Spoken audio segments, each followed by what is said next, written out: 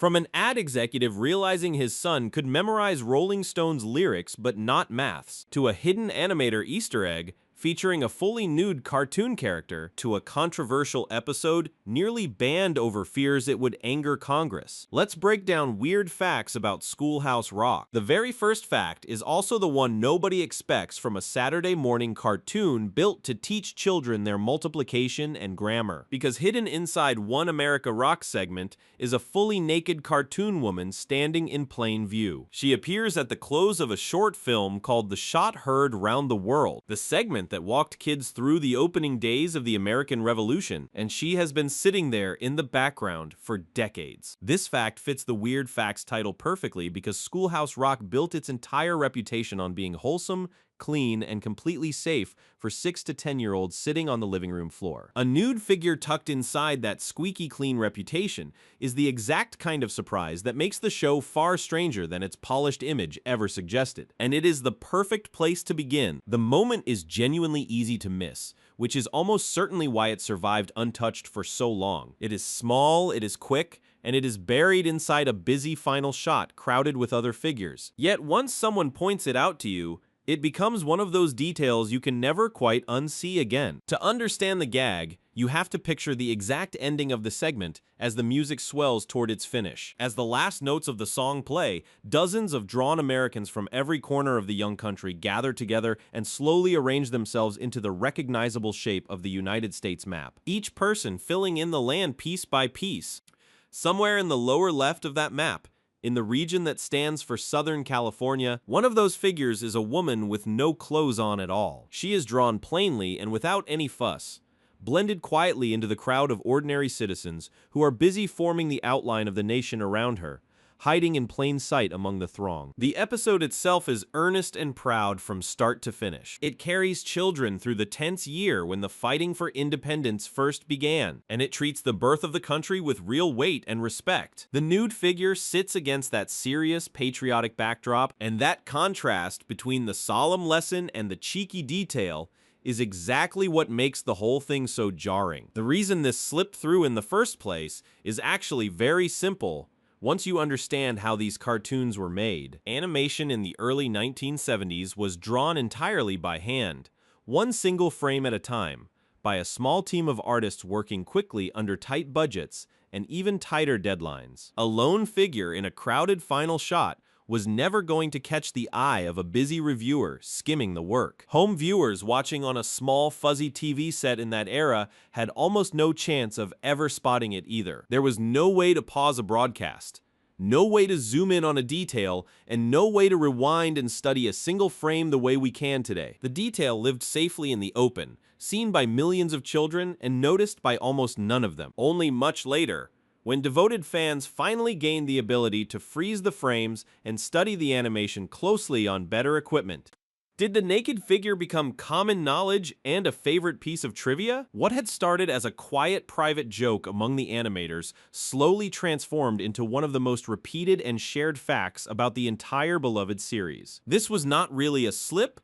or a careless mistake at all. It was much closer to a signature. The people who made Schoolhouse Rock treated the animation itself as their own private playground, and they clearly enjoyed slipping grown-up touches into a children's show, confident that no child in the audience would ever catch what they had done. The creative team later admitted that they buried jokes and details meant only for adults inside their films, treating each 3-minute lesson as a chance to entertain themselves as much as their young audience. That habit quietly turned a simple teaching tool into a layered piece of work, one that carried a straightforward message for kids and a second, hidden message for the crew who made it. The nude woman is the boldest and most talked about example of that habit, but she is far from the only secret buried inside the frames of the show. The very same hands that drew her also hid names, personal tributes, and inside jokes throughout the series, all of them waiting patiently to be discovered by anyone curious enough to look. What makes the gag so telling is the sheer force of the contrast at the center of it. Schoolhouse Rock was sold to nervous parents and cautious networks as careful, tested, and deeply responsible teaching for the youngest viewers. Yet behind that spotless surface sat a group of working artists who simply could not resist the temptation of a little quiet mischief. That very tension runs straight through the entire story of the show, and it will come up again and again as this list goes on. The series was completely serious about teaching real lessons and completely playful about almost everything else. And the two sides somehow lived together inside the same short films without the audience ever noticing the seam between them. The nude figure is the clearest possible proof that the polished cartoon your teachers and parents trusted had a sly wink built right into it. On the outside, it looked like the single safest show on all of television. And yet its makers were quietly having fun at the very edges of nearly every single frame they drew. For years and years, the overwhelming majority of viewers had absolutely no idea that any of this even existed. They remembered the catchy songs, the colorful maps, and the surprisingly effective history lessons, and they never once suspected that the crew behind it all had been hiding anything from them at all. That wide gap between the clean public image and the secret private details is exactly what makes Schoolhouse Rock such rich and endless ground for weird facts. The more closely you lean in and study the show, the less wholesome and the far more human the whole enterprise begins to feel with each new discovery. And if the makers were bold enough to hide a naked figure right inside a proud history lesson about the birth of the nation, then the next big surprise might be sitting somewhere even more obvious. It might be hiding in the show's very own name, because the word rock in Schoolhouse Rock was barely rock music at all. It was jazz, not rock. The title told a small, quiet lie for more than 50 years, and almost nobody ever called it out. The show was named Schoolhouse Rock, and it aired sandwiched between loud, fast, colorful Saturday morning cartoons, so every child and parent naturally assumed the songs were straightforward rock and roll. In truth, the bulk of the music was jazz, and not rock at all. This fact fits the Weird Facts title because the mismatch is sitting right there on the label for anyone to notice. A show that loudly promised rock quietly delivered swing rhythms, walking bass lines, and bright brass instead. And yet almost no one in the audience ever stopped to question the strange gap between the confident name and the actual sound coming out of the speakers. The whole trick worked because the single word rock did its job as a piece of marketing. It made the songs feel current, cool, and exciting to children and to the network alike, even though the notes and chords sitting underneath every catchy hook came straight out of the older, richer jazz tradition instead. The beating heart of that sound was Bob Dorough, a genuine working jazz musician with a loose, easy, unmistakable voice, and a deep instinct for melody that he had built over years on real stages. He wrote and performed a huge share of the music, and his personal style shaped how the entire series would sound from the very first song forward. His arrangements leaned hard on the familiar tools of the jazz world. There were relaxed, swinging beats, playful and unpredictable piano runs, and warm horns that answered the singer back like two people having a friendly conversation. Children heard something that felt catchy and simple, while the craft holding it all together was far closer to a smoky nightclub than a rock stage. That single choice mattered far more than it might first appear. Jazz gave the songs a gentle bounce and a human warmth that a harder, heavier rock sound would almost certainly have flattened out. It let the lessons feel friendly and inviting rather than forced or preachy, and that warmth is a big part of why the songs stuck in so many memories for so long. The gap between the promising name and the actual music became a running joke among the very people who made the show. The performers all knew perfectly well that they were not a rock band in any real sense, and they found the built-in irony almost impossible to ignore whenever it came up. One of the clearest voices of that irony was the trumpeter and singer Jack Sheldon, a genuine and respected jazz player who ended up giving his voice to some of the most famous songs in the entire series. He sang the lovable, weary little scroll of paper on the Capitol steps in I'm Just a Bill, and he powered the rolling freight train energy of Conjunction Junction with real professional muscle. Sheldon was not a cartoon voice actor putting on a silly, exaggerated sound for the kids. He was a serious jazz artist with a real career, and he treated the mismatch between the rock name and the jazz music as a plain and obvious irony that anyone paying attention could hear. The joke in the end was that an entire nation learned its grammar and its civics from a jazz man working in disguise. To hear the truth of it clearly for yourself, all you have to do is listen again to Conjunction Junction with fresh ears. The rhythm swings loosely, The horns punch in at just the right moments, and Sheldon's voice slides confidently across the melody. With all the ease of a seasoned bandleader running his own room, it plays like a jazz number that just happens to be dressed up with a lesson about the little words and, but, and, or. Then turn your attention to I'm Just a Bill, and notice how completely the mood changes. The pace slows down and softens, built on a gentle, patient groove that carries a tired little piece of paper slowly up the long steps of Congress. It is a real mood piece, sitting much closer to a quiet jazz ballad than to anything a person could honestly call rock and roll. Once you notice the pattern, you begin to hear it echoing everywhere across the whole series without exception. The music keeps making the same promise of rock and then keeps quietly delivering something richer, smoother, and considerably older than the confident title on the label ever bothered to admit to its trusting young audience. The reason the whole illusion worked so smoothly comes down partly to timing and the culture of the moment. In the early 1970s, rock music absolutely ruled the airwaves and the record charts, and the word itself carried real weight and coolness with children. Calling the show rock was therefore smart, savvy marketing, even if it was not remotely accurate as a description of the music. It also comes down to how carefully the songs were built to lodge themselves in a young mind and stay there. Jazz melodies could twist, turn, and surprise in ways that planted themselves deep in a child's memory, and the makers of the show cared far more about whether a lesson would truly stick than about whether it matched the label printed on the box. So the name stayed exactly where it was, the jazz music stayed exactly what it was, and the two never quite came into agreement with one another. Entire generations grew up completely certain that they had learned their lessons from rock songs when the plain truth was hiding right there in the swing of the horns the whole time. The jazz secret is a harmless and genuinely charming one when you get down to it. It changes absolutely nothing about how well the songs actually taught their lessons, and it only adds one more layer of fun to the experience of looking closely at a show that hid so very much in plain sight. But it is worth remembering that not every single surprise buried inside Schoolhouse Rock was quite so harmless or so gentle. Some of the show's hidden details dragged it straight into real and serious trouble, complete with real lawyers, real threats, and real consequences attached to them, because a cleverly mismatched name only ever fooled the trusting audience and nobody else. One particular episode, however,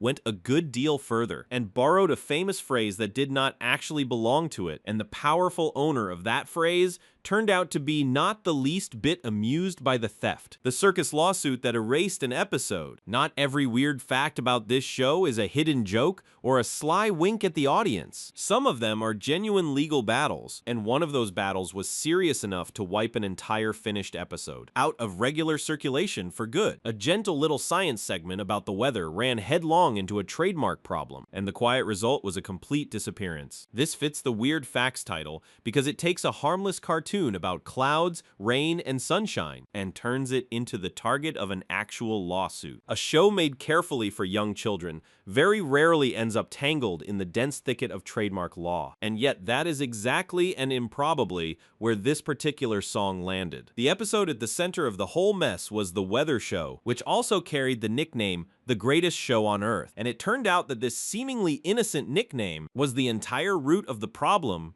from the very beginning. The phrase "the greatest show on earth" was not sitting there free for anyone to grab and use as they pleased. It belonged quite firmly and quite famously to the Ringling Brothers and Barnum and Bailey Circus, an organization that had used those exact words as its signature slogan for generations and had every intention of guarding them closely as a valuable trademark. When the circus caught wind of that famous phrase being attached to a Schoolhouse Rock segment aimed at children, it objected without hesitation. A slogan that had sold circus tickets across the country for decades was simply not something the company was ever going to allow a cartoon to borrow casually, without putting up a serious fight over it. The complaint carried real and undeniable legal weight behind it. Trademark owners are actually expected under the law to defend their marks aggressively, or risk losing their exclusive claim to them entirely. So the circus had every practical and legal reason in the world to push back as hard hard as it possibly could against the borrowed slogan. The chosen response in the end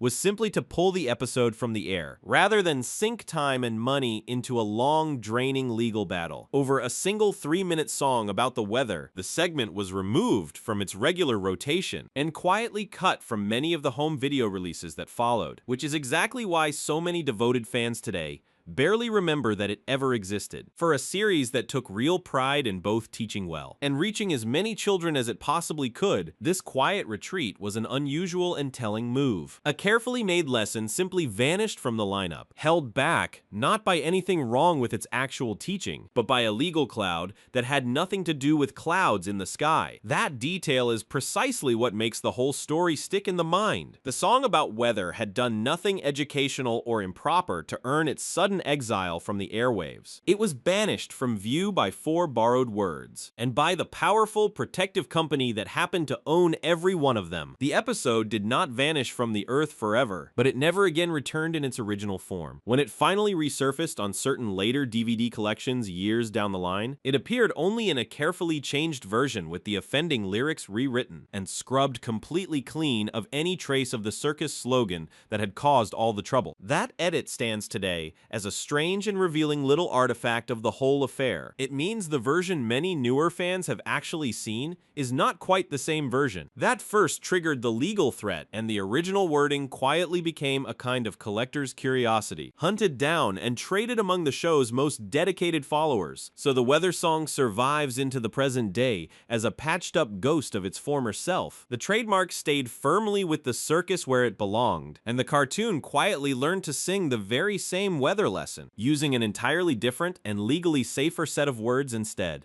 The bigger lesson buried inside this episode is really about the peculiar world the show lived in day to day. Schoolhouse Rock was born inside a busy advertising agency, surrounded on all sides by people who understood brands, slogans, and the enormous commercial value of a single memorable phrase better than almost anyone. That surrounding world gave the show its remarkable gift for catchy hooks, but it also planted the series right in the middle of a landscape where phrases could be legally owned and fiercely defended. A slogan that sounded absolutely perfect for a bright weather song was, unfortunately, already spoken for by one of the most famous and protective entertainment brands in the entire country. The collision between the two was almost completely inevitable once you see it that way. When a show built and staffed by people obsessed with catchy lines happens to borrow a catchy line straight from someone else, the original owner of that line tends to notice very quickly and very unhappily. So the weather episode stands as clear and lasting proof that even the friendliest, gentlest cartoon could stumble unexpectedly into a courtroom shadow. The threat behind it was serious enough to permanently change what millions of curious children would and would not ever get the chance to see on their screens. That kind of outside pressure was really only one variety of danger the show constantly faced. This particular threat came from a large company defending its valuable name, and the show simply chose to step quietly aside, rather than risk a costly and distracting fight over it. But it is worth remembering that the very strangest secrets buried inside Schoolhouse Rock did not come from the outside world at all. They came from deep inside the studio itself, hidden carefully within the drawings by the exact same people, who were being paid to keep the whole show spotless and clean, and their own names are buried right there in the frames. If you only know where to look for them, the animators of Schoolhouse Rock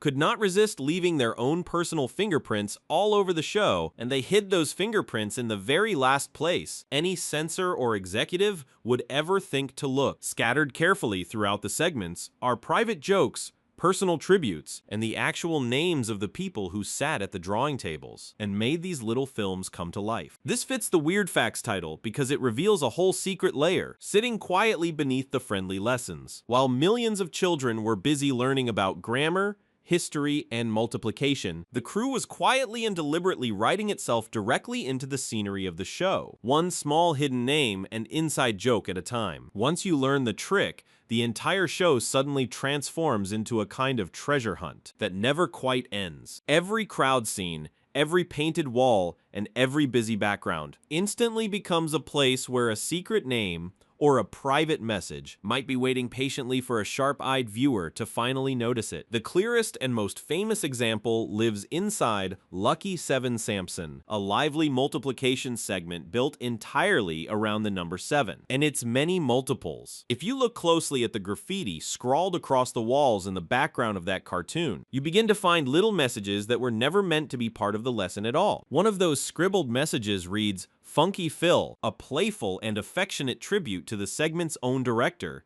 Phil Kimmelman. It is exactly the kind of teasing nickname that a close crew gives to one of their own, painted casually onto a cartoon wall, where a watching child would see nothing more than ordinary background decoration. That single small joke tells you almost everything you need to know about how the studio felt about its own work. The people making these films were not distant, faceless technicians grinding out product on a schedule. They were a tight, friendly group who liked each other enough to hide their own nicknames inside a bouncy math song about the number 7. The habit of hiding names reached even into the most patriotic and reverent corners of the entire series. The preamble, the beloved segment that famously set the opening words of the United States Constitution to a soaring piece of music, carries its own carefully buried secret in a place you would almost never think to check for one. During the course of that segment, small voting booths appear on the screen as part of the imagery, and each one of those booths carries a name printed on it. Those names were not chosen at random by accident, but were deliberately picked by the animator Sal Felice, who used that quiet moment as his own chance to slip a personal touch into one of the show's most serious and dignified lessons. So the very same film that taught millions upon millions of children to proudly sing the founding words of their entire nation also hid a small, quiet, private joke inside its ballot boxes. The lesson itself was completely sincere, and the mischief tucked inside it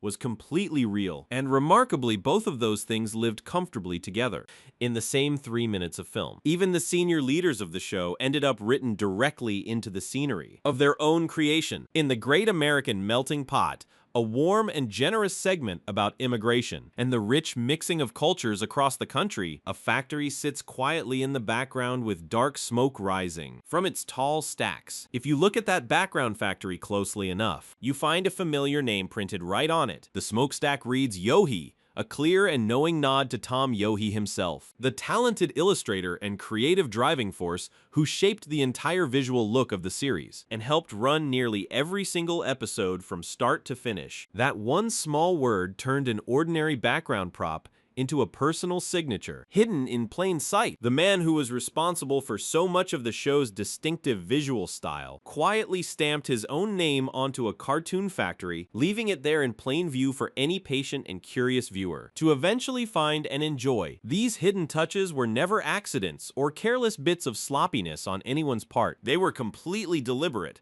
deeply affectionate, and remarkably constant, sprinkled generously across the whole series by a team of people who clearly loved what they were building together and quietly wanted to be a permanent part of it forever. That obvious love explains a great deal about why the show still holds up so well. After all these years, the segments were made by hands that cared enough to sneak in private jokes for themselves along the way, and that same deep level of care shows plainly in the tightness of the writing and the lasting charm of the art. It also deepens the strange mystery of the whole enterprise considerably. A cartoon that looked from the outside like it was mass-produced, simple, and disposable was actually stitched together with genuine personal meaning at every level, and each hidden name is really a small, clear window into the real human beings behind the songs. The graffiti on the wall, the names on the voting booths, and the label on the smokestack all point steadily toward the very same underlying truth about the show. Schoolhouse Rock was a deeply personal project, cleverly dressed up as a corporate one, and its makers treated even a simple 3-minute lesson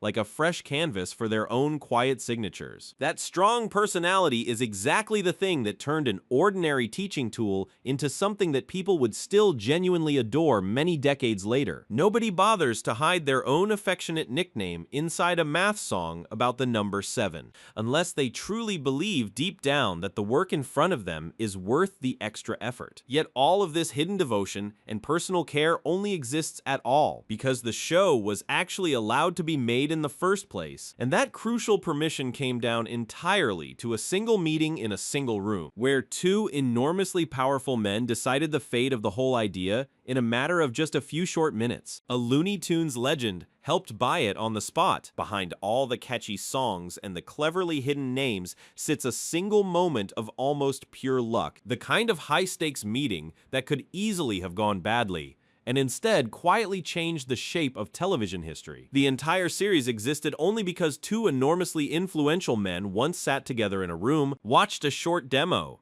and then said yes almost immediately. This fits the Weird Facts title because it shows just how thin the line really was between the show existing at all, and the whole thing amounting to nothing. Schoolhouse Rock was never a sure thing or a guaranteed success. It was an unusual advertising agency idea that badly needed a green light from someone, and it happened to get one from a genuinely unlikely pair of decision makers. The people sitting in that room that day were not minor or forgettable figures in the industry by any means. One of them would go on to run an entire media empire in the years ahead, and the other was already firmly established as an absolute giant of the animation world. The first of the two was Michael Eisner, who at the time was serving as the vice president of children's programming over at ABC. Years later, of course, he would go on to become the chief executive of Disney and one of the single most powerful people in all of American entertainment. But in this particular moment, he was simply the man deciding what children would watch on Saturday mornings. Eisner held the real authority to either make or completely break the entire pitch, and importantly, he understood the strange and still very new world of children's television. A short musical lesson squeezed neatly between two ordinary cartoons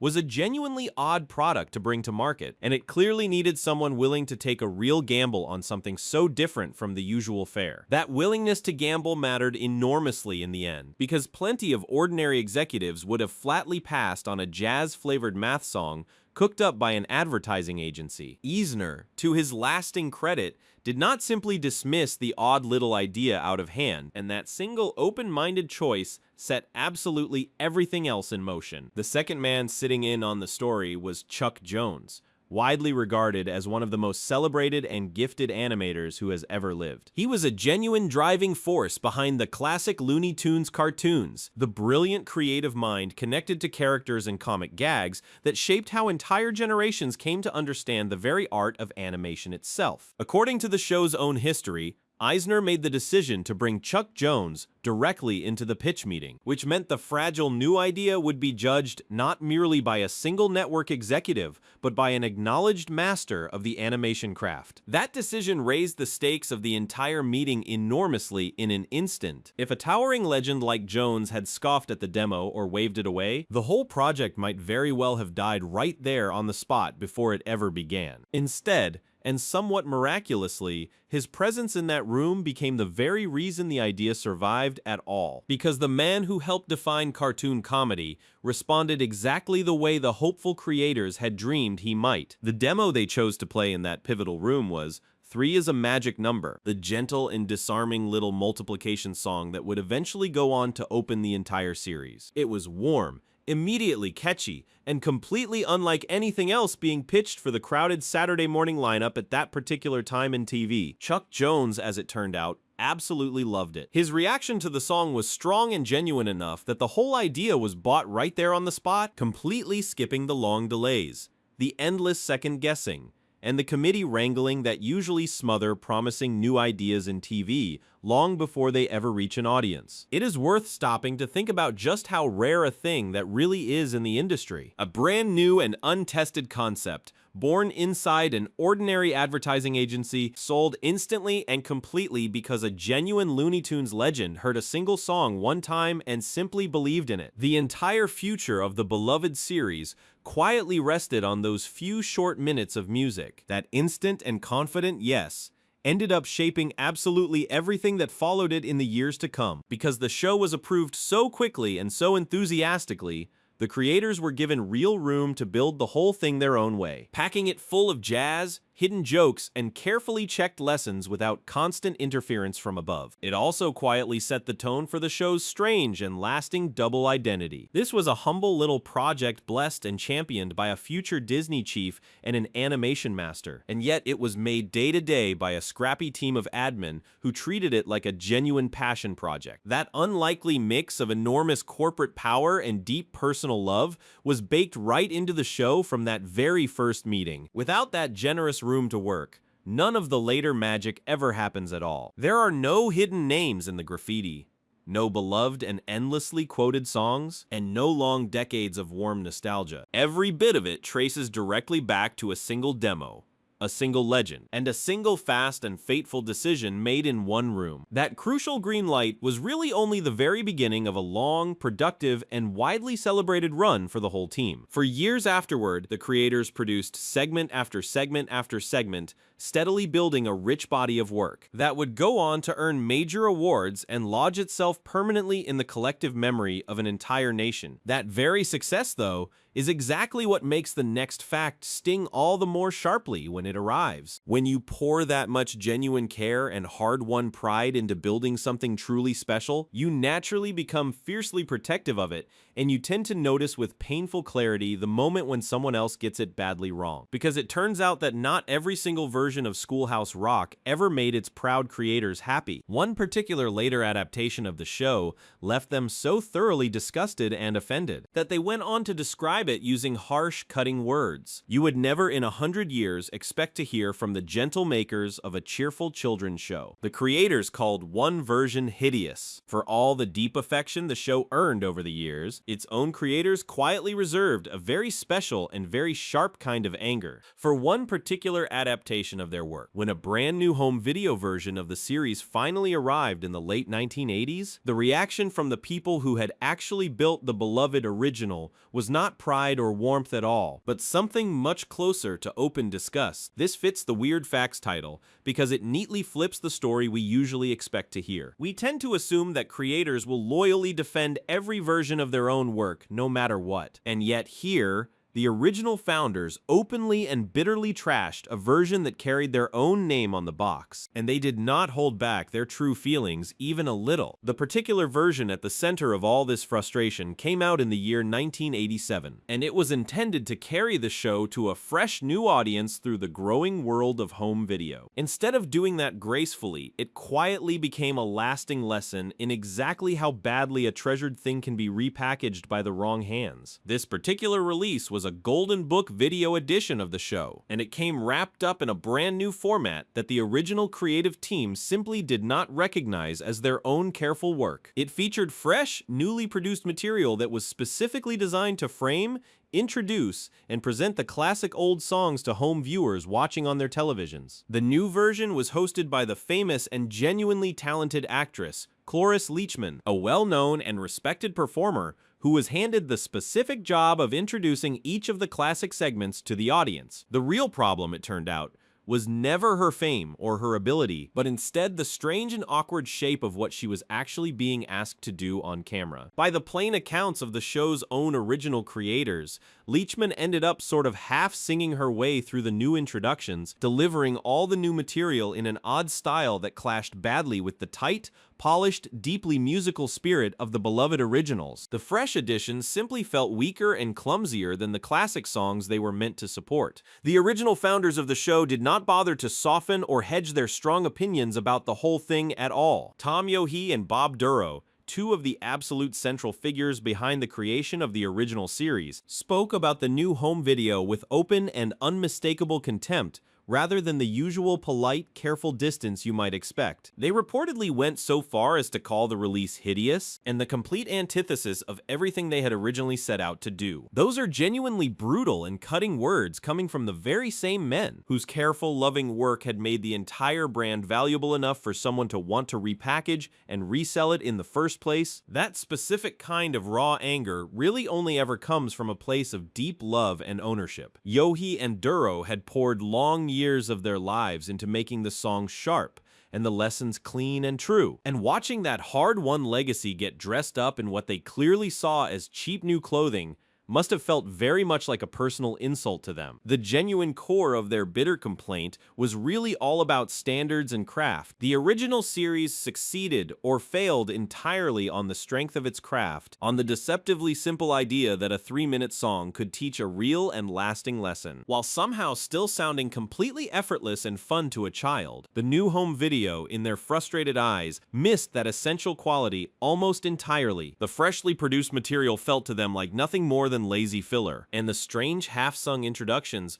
broke the delicate spell that had always made the original songs work so beautifully. What had once been tight, intentional, and carefully polished now suddenly felt loose, careless, and badly off-key. For creators who cared enough to hide affectionate nicknames in the background graffiti and to fuss over the specific names printed on the voting booths, this kind of sloppiness was simply unbearable to witness. They noticed every tiny detail in their own work with obsessive care. So of course they noticed every single wrong note in somebody else's careless version of it. The whole episode ends up saying something genuinely important about the difference between a mere brand and a true labor of love. To a company looking at a balance sheet, Schoolhouse Rock was essentially a valuable property that could be reissued, rebranded, and sold again in shiny new packages to fresh new buyers looking for nostalgia. But to Tom Yohe and Bob Dorough, the show was a deeply personal achievement, built around a very specific and hard-to-define spirit. And that fragile spirit simply could not survive being handed carelessly to a format that fundamentally did not understand it. Their loud fury was really, at bottom, a passionate defense of the high standard they had personally set for themselves years earlier. That is exactly why the much-maligned 1987 version matters so much as a genuine weird fact about the show. It is a rare and striking moment where the gentle makers of a wholesome and beloved classic reached for harsh, cutting, almost violent language. And in doing so, it proves just how deeply and personally they cared about getting every single detail exactly right. The whole Strange affair serves as a firm reminder that the real magic of Schoolhouse Rock was never automatic or guaranteed in any way. That magic came entirely from specific talented people making specific, careful choices, and it fell apart almost instantly the moment those careful choices were handed off to the wrong set of hands. That difficult truth points us straight back toward the remarkable talent standing behind the songs themselves, and toward just how genuinely unlikely some of that talent actually was. The people who created these lasting and beloved works did not always arrive at the studio through the expected front door of the entertainment business. In fact, one of the show's most quoted and cherished songs of all time came from a person who was never actually hired to write anything at all, and whose entire remarkable career in the arts began completely by accident, inside a busy and ordinary advertising office. The preamble was written by a secretary. Some of the show's greatest and most enduring songs came from the expected and obvious places, but one of the most famous of them all came instead from a person who had no songwriting job and absolutely no plan to ever become a professional writer. The woman who set the words of the Constitution to music started out simply answering phones and typing letters at a desk. This fits the Weird Facts title because it completely upends our usual assumptions about how beloved hit songs actually get made in the first place. There was no famous, seasoned composer sitting behind this particular one, only a bored young secretary with a guitar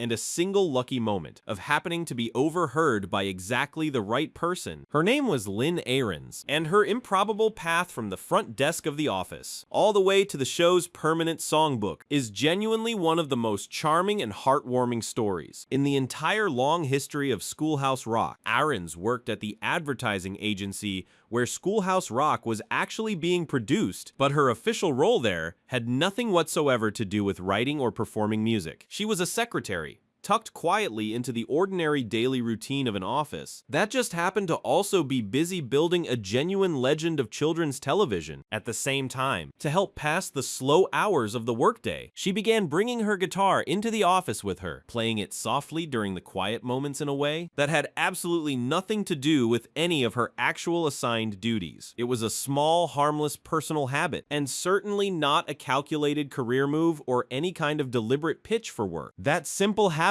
though, turned out to be everything for her. In a busy office already full of talented people making music for a genuine hit show, a quiet secretary playing guitar at her desk was really a spark just sitting there and waiting patiently to be noticed by exactly the right person, walking by at exactly the right moment. That right person turned out to be the producer George Newell, one of the central creative leaders of the entire series. He happened to overhear Aaron's playing her guitar and immediately recognized real, genuine talent in what he was hearing, and rather than simply ignoring it and walking on, he made the choice to ask her to try writing an actual song for the show. That single unexpected request ended up completely changing the direction of her entire life. A young woman who had been hired only to handle routine office work was suddenly and warmly invited to contribute directly to a national television series, purely and simply because someone in a position of power had bothered to pay real attention to the music drifting over from the front desk. It is exactly the kind of once-in-a-lifetime break that almost never actually happens to anyone in the real world. Careers in the arts are usually built slowly and painfully through many long years of climbing and struggling, and yet here a single chance melody played quietly in a busy office opened a door that most formally trained writers never once reach in their whole lives. Ahrens, to her great credit, did not waste even a moment of the opportunity she had been handed. She went on to write some of the show's most enduring and beloved material of all, including the preamble,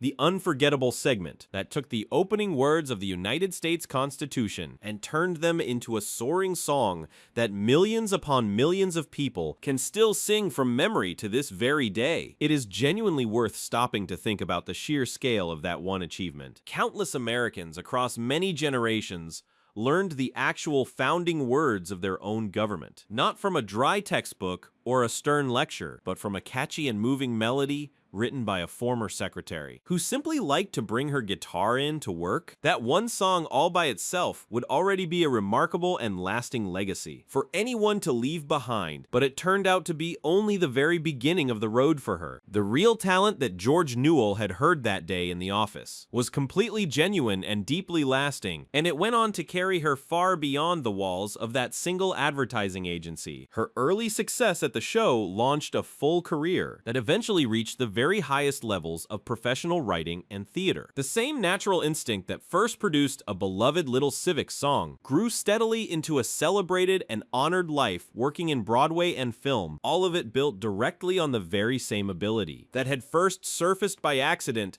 at a humble front desk. The real lesson buried inside her whole story is about attention, just as much as it is about raw talent. Erin certainly had the genuine gift within her, but that gift only ever came to matter at all because somebody nearby was actually listening carefully and then made the active choice to act on what he had heard. Her improbable rise stands as clear proof that Schoolhouse Rock was a place where genuinely surprising things were always happening just beneath the surface. In an office environment where a board secretary could realistically become the singing voice of the Constitution itself, almost anything at all suddenly started to feel possible. For the people lucky enough to be there, writing the actual songs, though, was very often the easy and enjoyable part of the whole process. Turning a clever idea into a finished, polished melody was exactly the kind of everyday magic that this remarkably talented team could reliably pull off again and again, sometimes managing it all in a single busy afternoon at the office. The far harder and more frustrating battle was frequently getting some of those finished songs onto the air at all, because the show did not exist in some kind of protected creative vacuum. It answered directly to a large TV network, and that network in turn answered nervously to powerful forces out in the wider world beyond the studio. One particular song, as it happens, sat completely finished and ready to go, yet it remained hidden away and unaired for years on end. And the reason for that long delay was simple fear, because the people in charge were genuinely terrified of how the single most powerful institution in the entire country might react to a light-hearted joke about itself. A government song was buried for years out of fear. Not every completed segment on Schoolhouse Rock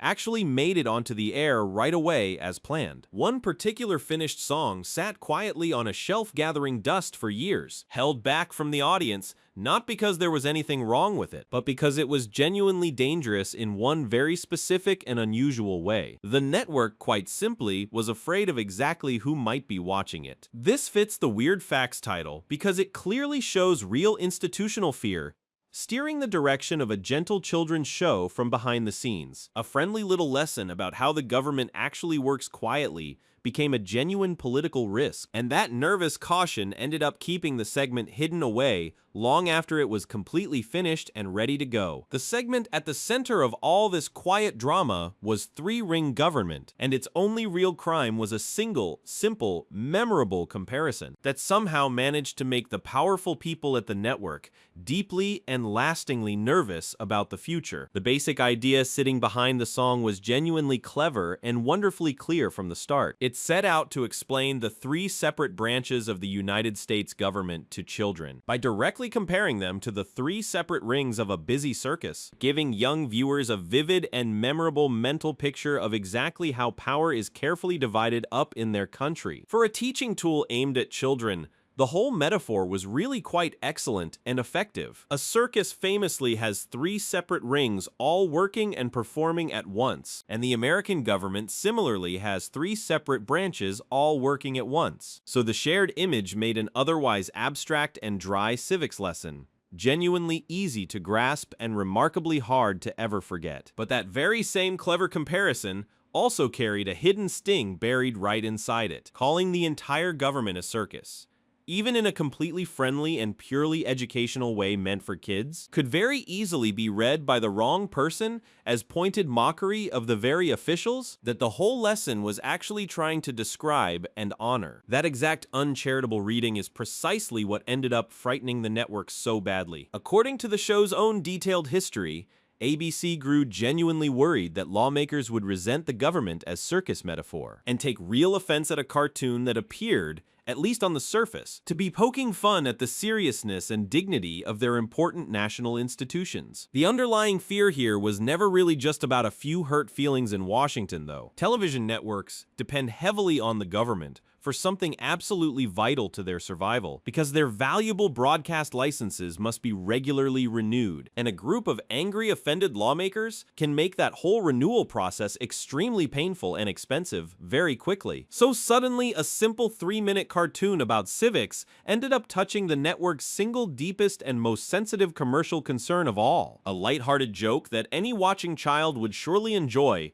could, at least in theory, seriously irritate the very same powerful officials who happen to hold real power over the network's entire financial future. Faced squarely with that frightening risk, the network chose the cautious path of delay over action. Rather than simply airing a completely finished, accurate, and genuinely useful lesson for children, they instead held the entire segment back for years on end over those nagging fears about Congress and the precious broadcast license, quietly letting corporate caution win out over the mission of education. It is a genuinely strange and slightly sad thing to stop and picture in your mind. A song that had been carefully built to help ordinary children finally understand their own government was instead treated as a potential threat by the very network that was supposedly trying its best to teach them, and all of it was because of a harmless circus theme. That long delay reveals just how tangled and complicated the show's real world actually was behind the cheerful songs. Schoolhouse Rock lived and operated entirely inside a large business that answered nervously to Washington, and even its most well-meaning and accurate lessons had to first survive that intense political pressure before they could ever reach a single waiting child. When the segment finally did make it onto the air, after all those years, the feared and dreaded backlash never actually came to swallow the show whole. The very comparison that had so thoroughly terrified the network turned out,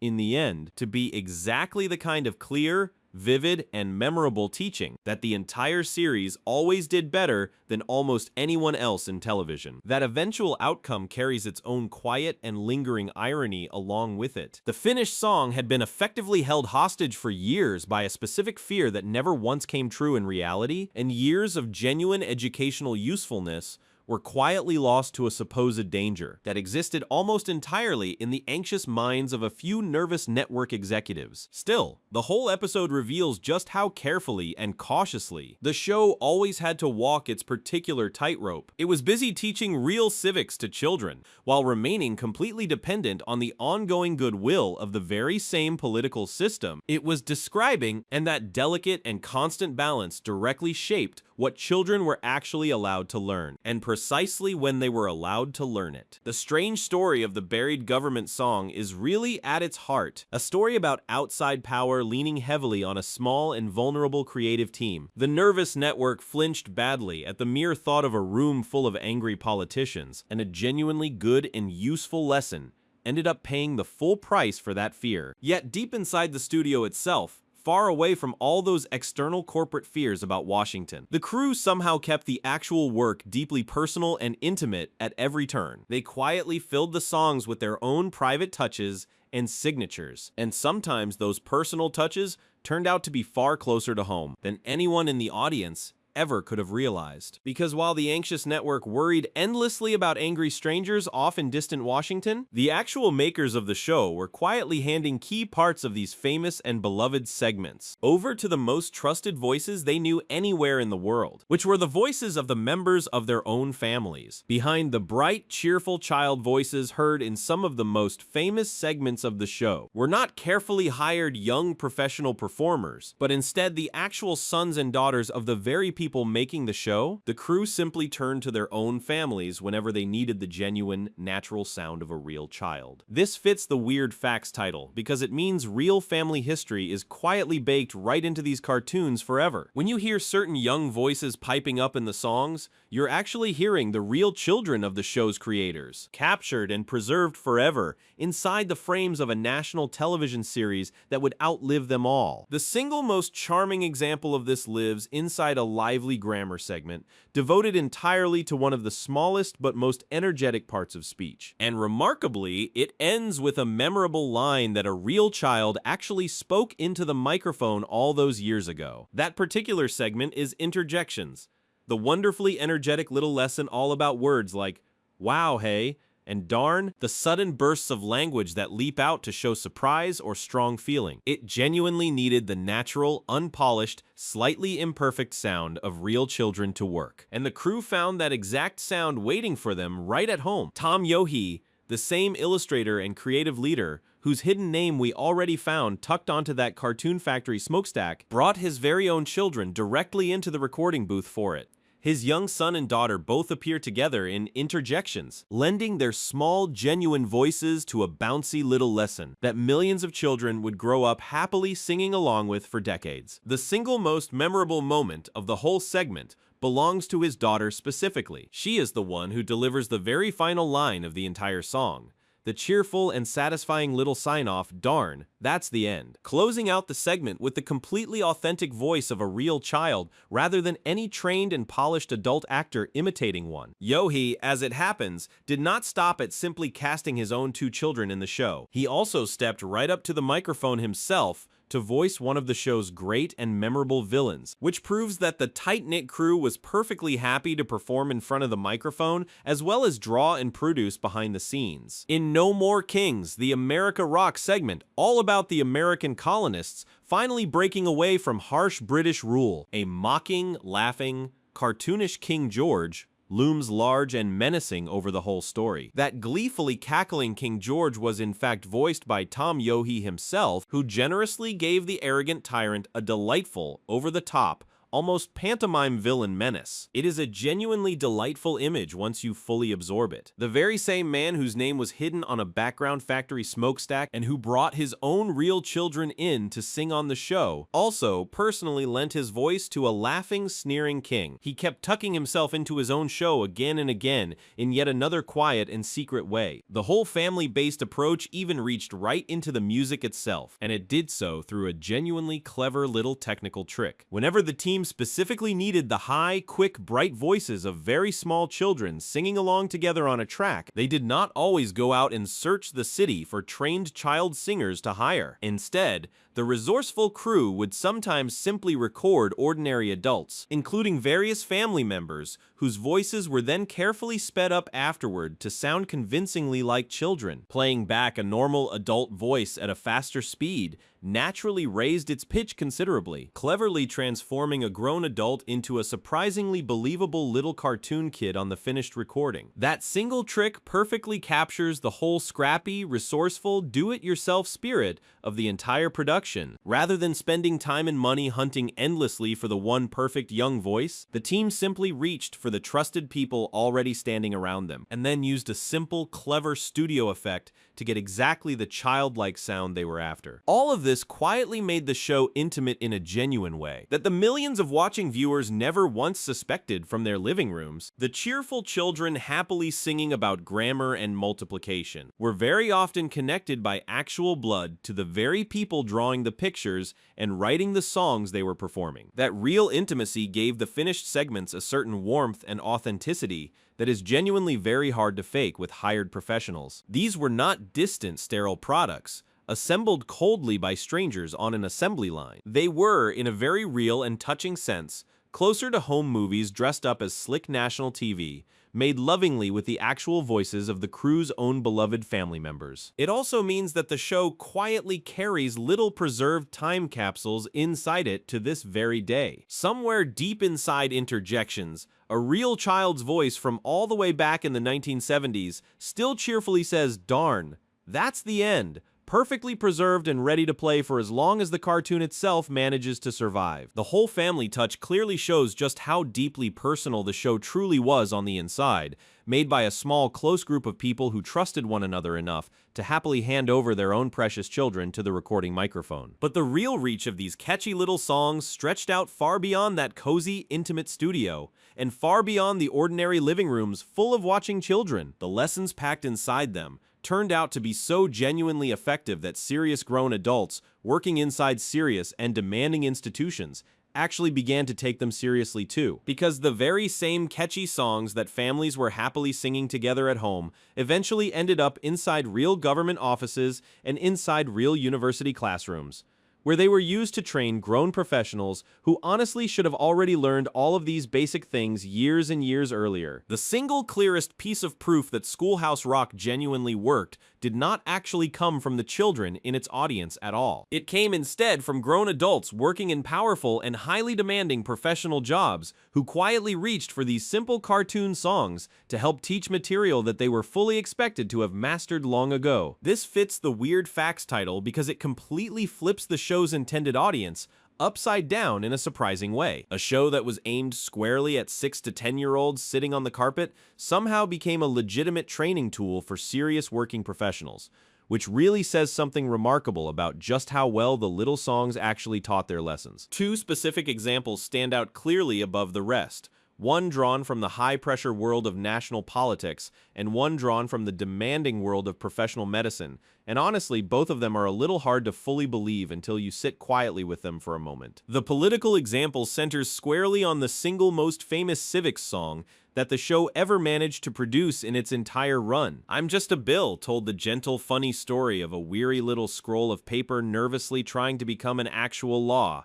And along the way, it explained the entire complicated lawmaking process in a way that no dry government textbook ever truly matched for clarity. That one song eventually became so widely trusted and respected that various government and lobbyist groups actually requested copies of it on cassette tape specifically to help train their own working staff members. People whose entire careers revolved daily around exactly how laws get made were turning to a children's cartoon to have the whole process explained to them clearly. Just take a moment to picture that scene playing out in real life. Grown, credentialed professionals working deep inside the world of American politics, surrounded on all sides by the real and complicated machinery of the federal government, quietly learning or reviewing the entire process through a jazzy little song about a nervous piece of paper waiting patiently on the Capitol steps. The medical example is honestly every bit as striking and surprising as the political one. The show's various science lessons were never gentle little simplifications that quietly fell apart the moment anyone examined them closely.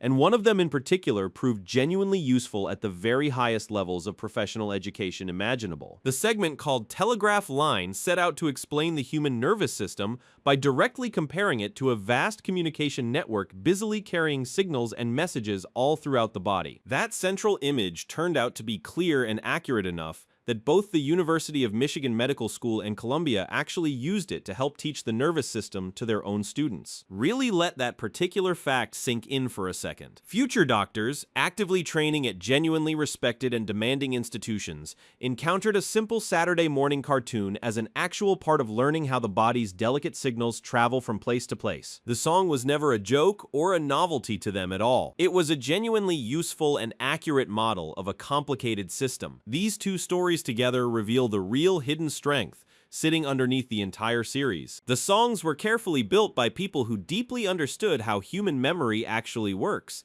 and they cleverly packed real, accurate, structural information into catchy melodies that simply refused to ever leave your head once they got in there. That is precisely why the lessons managed to survive direct contact with serious professional use without embarrassing anyone. A catchy little tune about a bill still accurately mapped out the real steps of the lawmaking process. And a song about signals still captured the real underlying logic of the nervous system.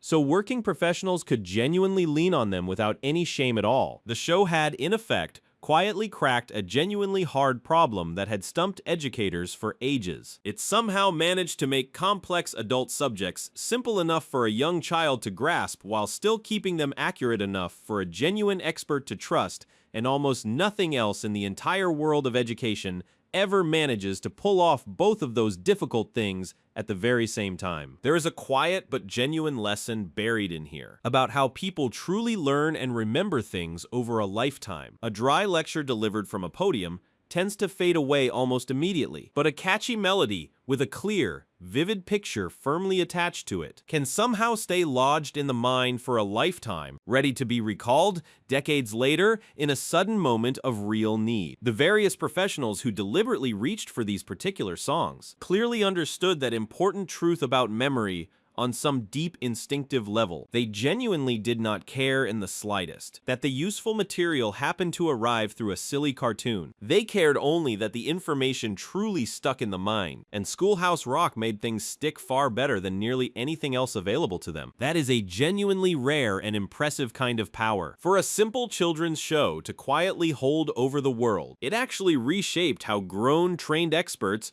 remembered the basic building blocks of their own professional fields, and it did all of that important work through short little songs that were first meant only for young kids relaxing on the couch on a Saturday. So the real reach of the show clearly ran strongly in two opposite directions at the very same time without any conflict. It reached all the way down to the very youngest and least experienced viewers. And it reached all the way up to the most highly trained and demanding adults, and remarkably, it served both of those distant groups well, using the exact same small handful of clever tunes. Yet even as these useful little songs spread outward into busy offices and serious lecture halls across the country, some versions of the very same music quietly stayed completely hidden away from almost everyone. Not every recording the team ever made actually reached the public at all, and not every verse they wrote managed to survive the journey to the airwaves. Because one of the show's single most beloved and famous songs of all once had a secret extended version, a fuller take that aired just one single time long before the main series even properly began, and then was quietly and permanently erased from the story for good. The secret lost verse of a beloved song. Some of the very strangest facts about Schoolhouse Rock are actually about the specific parts of it that you never once got the chance to hear at all. One of its single most cherished and famous songs once had a noticeably longer version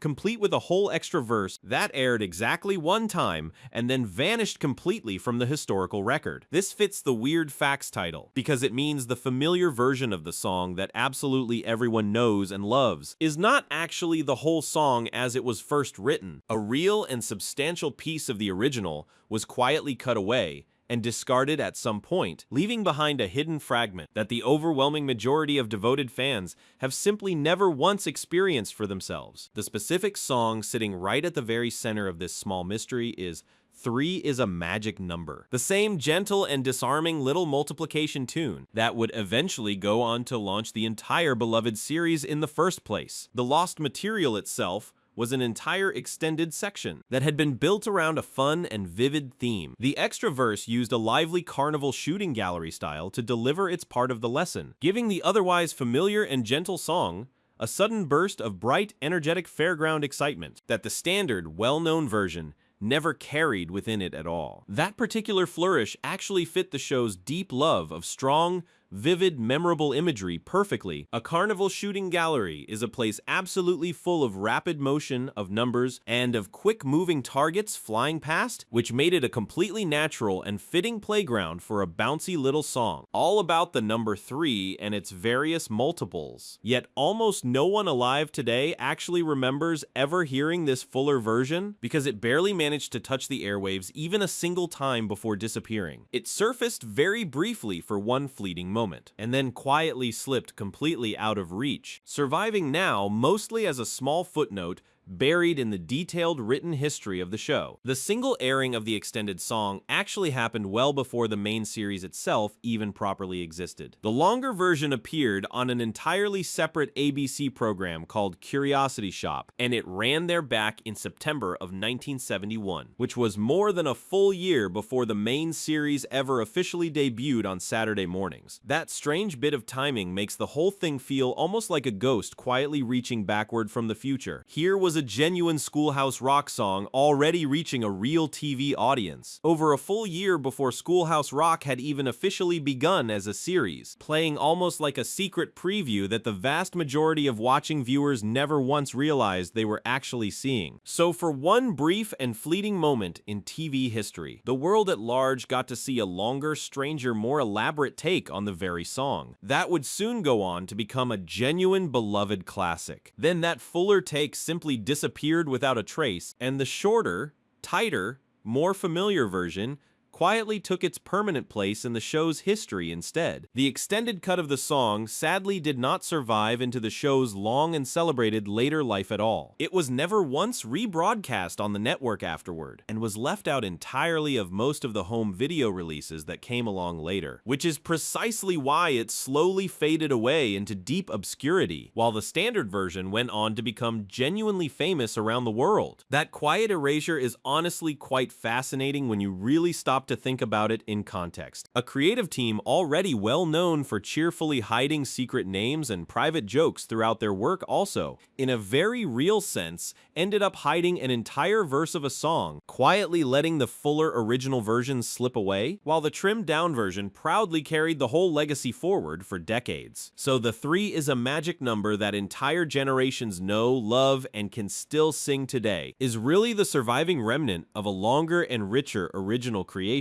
The bright carnival section quietly became a genuine lost piece of the show, remembered fondly by a handful of dedicated researchers, and hidden completely from nearly everyone else who ever loved the song. The whole small story genuinely matters, because it clearly shows just how much of the actual show once existed in various versions, that the general public simply never got to fully see or hear, between abandoned pilots, careful edits, and quietly forgotten early broadcasts. The Schoolhouse Rock that most people actually encountered was really only ever a carefully chosen part of everything the team actually created behind the scenes. It also considerably deepens the strange sense of mystique surrounding that very first magic little song. The exact same tune that once convinced a genuine Looney Tunes legend to buy the whole show, and that eventually launched an entire beloved series, once quietly had an extra secret life. A bright fairground detour that most people who love it will now sadly never get the chance to hear. That single hidden verse serves as a lasting reminder that even the show's earliest beginnings were surprisingly layered, complicated, and strange, absolutely full of creative paths that were taken, and other creative paths that were quietly abandoned and left behind along the way to the finished product. Lost and forgotten verses, though, were really only one particular kind of road not taken by the endlessly experimenting creative team. The talented writers constantly played around with new ideas, tried out unusual concepts, and then cheerfully threw away plenty of material that simply did not fit the bright, warm, hopeful tone they always wanted the show to have. Sometimes, though, what they ended up throwing away was genuinely startling and unexpected. Before a particular song eventually became the cheerful, upbeat classic that you fondly remember today, it occasionally began its life as something far darker and gloomier, a completely different creative vision that the team ultimately decided the world simply did not need to see, because as one of the show's single most joyful, upbeat, and celebrated songs of all, actually started its life as a genuinely bleak and depressing idea about a grim world where nothing good could ever possibly happen to anyone at all. A joyful song began as a bleak dystopia. Some of the songs on Schoolhouse Rock feel so completely bright,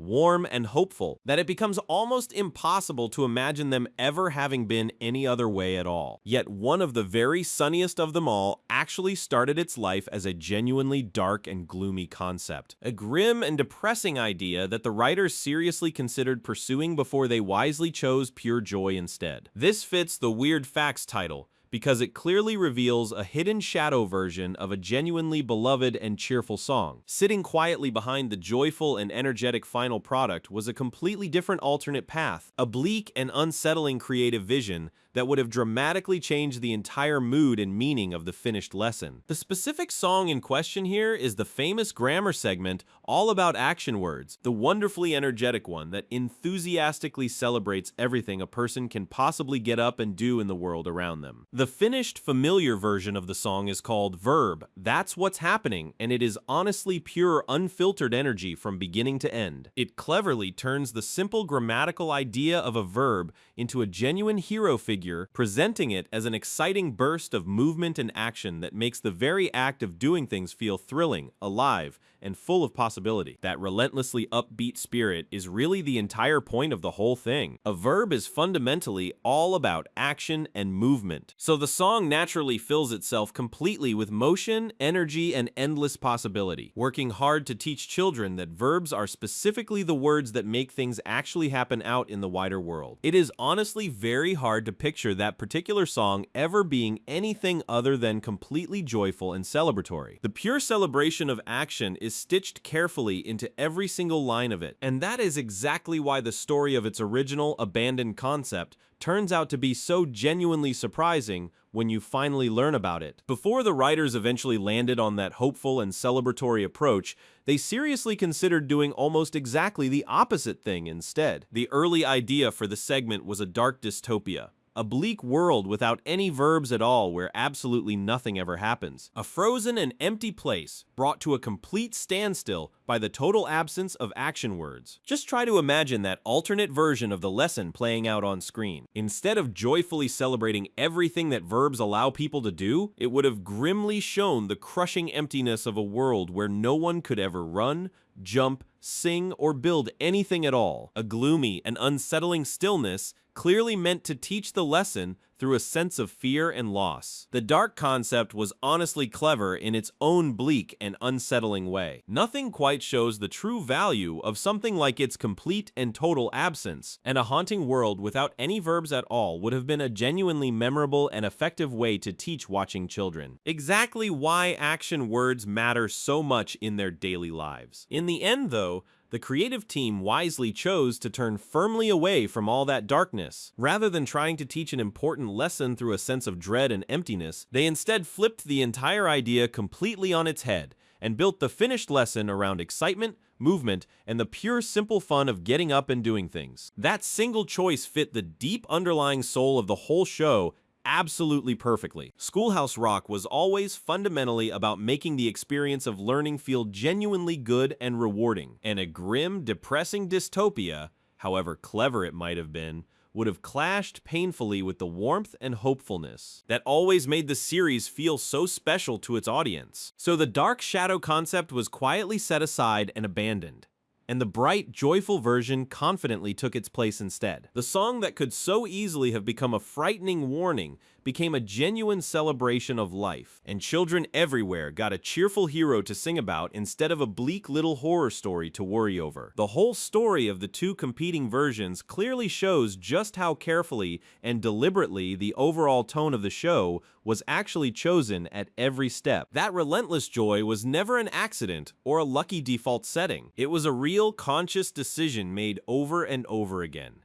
even in the many cases where a much darker creative path sat right there as a genuine and tempting option. It also strongly proves just how thoughtful and careful the actual writing behind the show truly was. A creative team that was willing to seriously consider a bleak dystopia before finally choosing pure delight, was clearly thinking very hard about how best to reach and teach young children. carefully weighing fear against fun, and deliberately picking the path that would end up aging the best over the long years to come. That deep instinct for finding exactly the right tone is a big part of why the song still feels so remarkably fresh and alive even today. The creators kept steering the whole show firmly back toward warmth and hope at every turn, and so the strange, haunting idea of a world without verbs quietly remained a fascinating concept that thankfully never actually made it onto the screen. The show's careful and deliberate tone kept it consistently bright and hopeful for the many children who first watched and loved it. But the music itself turned out to be strong and durable enough to travel far beyond that original young audience and out into much edgier and moodier corners of the wider culture over time. Years later, all grown-up fans who had loved these cheerful little songs as small children proudly brought them into the very different world of alternative rock music, boldly reimagining the sunny childhood tunes for an older, cooler, and considerably moodier crowd of listeners. And one of those particular reimagined recordings ended up carrying a real shadow of its very own because it happened to capture the final work of a young and beloved singer, whose own story would end in genuine tragedy very soon afterward. A tribute album captured a rock star's final recordings. The deep love that people felt for Schoolhouse Rock did not simply fade away and disappear once its young viewers finally grew up into adults. Instead, that lasting affection eventually turned itself into a full tribute album, one made lovingly by genuinely respected alternative rock bands who carefully reshaped the childhood songs for an entirely new generation of listeners. This fits the Weird Facts title because it directly connects a wholesome, gentle children's show to the edgy, cool, and sometimes moody world of 1990s alternative rock music. The very same little tunes that once patiently taught multiplication and grammar were suddenly reborn as cool, atmospheric grown-up covers performed by serious and well-known bands of the era. The album itself carried a clever title that finally, at long last, made the show's original name completely honest, and it also quietly hid a genuinely heartbreaking piece of real music history buried away inside its tracklist. The record was officially called Schoolhouse Rock, Rocks, and it arrived in the mid-1990s, as a heartfelt celebration made by various artists who had all grown up watching and loving the show. It gathered together a whole collection of alternative rock covers of the classic old songs, giving the familiar childhood melodies a genuinely fresh, cool, and grown-up new sound for a modern audience. There was a genuinely neat and satisfying little irony sitting at the very heart of the whole tribute project. The original series, of course, had famously been called Rock, while actually playing jazz music the whole time. And now, several decades later, this loving tribute album finally went ahead and delivered actual, honest-to-goodness rock versions of those very same beloved songs. The lineup of participating artists was genuinely full of well-known and respected names from the alternative rock scene of that era. Among the various bands who chose to take part in the project was Pavement, one of the single most celebrated and influential groups of the entire alternative rock movement, generously lending their distinctive and unmistakable style to a cherished childhood classic. The single most poignant and moving contribution to the whole album, however, came from the band Blind Melon, whose track ended up carrying a heavy emotional weight that absolutely no one involved could possibly have planned for in advance. The album quietly featured one of the very final recordings ever made by their beloved singer Shannon Hoon before his untimely death, which unexpectedly turned a cheerful, nostalgic tribute into a genuine and lasting memorial. Shannon Hoon had been a rising, gifted, and genuinely beloved voice in the 1990s rock scene, and tragically his young life was cut painfully short far too soon. To find one of his very last recorded musical performances quietly preserved forever on a Schoolhouse Rock tribute album of all places is a strange, unexpected, and deeply moving twist of fate that lingers with you. It means that a project which had originally been intended purely as a joyful and playful nod to a shared childhood also quietly became a permanent keepsake of a lost and gifted young artist. A little song that had first been written decades earlier to teach children now holds within it a real and precious piece of a young singer's final creative work. The stark contrast sitting right at the very heart of the whole album is really what makes it so genuinely unforgettable in the end. On one side of it sat completely innocent little lessons about grammar and numbers numbers meant for children, and on the other side sat the raw, emotional, and sometimes deeply sad world of adult alternative rock music. Bringing those two very different worlds together on a single record clearly revealed just how deeply the original songs had truly shaped the people who happened to grow up with them. These were never throwaway little jingles that people quickly forgot. They were genuinely formative childhood memories, important and meaningful enough that famous, respected bands actively wanted to honor them years later. That is precisely why the whole tribute worked so well and felt so sincere. The participating artists were never once mocking or making fun of the old show in any way. They were sincerely paying real respect to music that had genuinely lived in their heads and hearts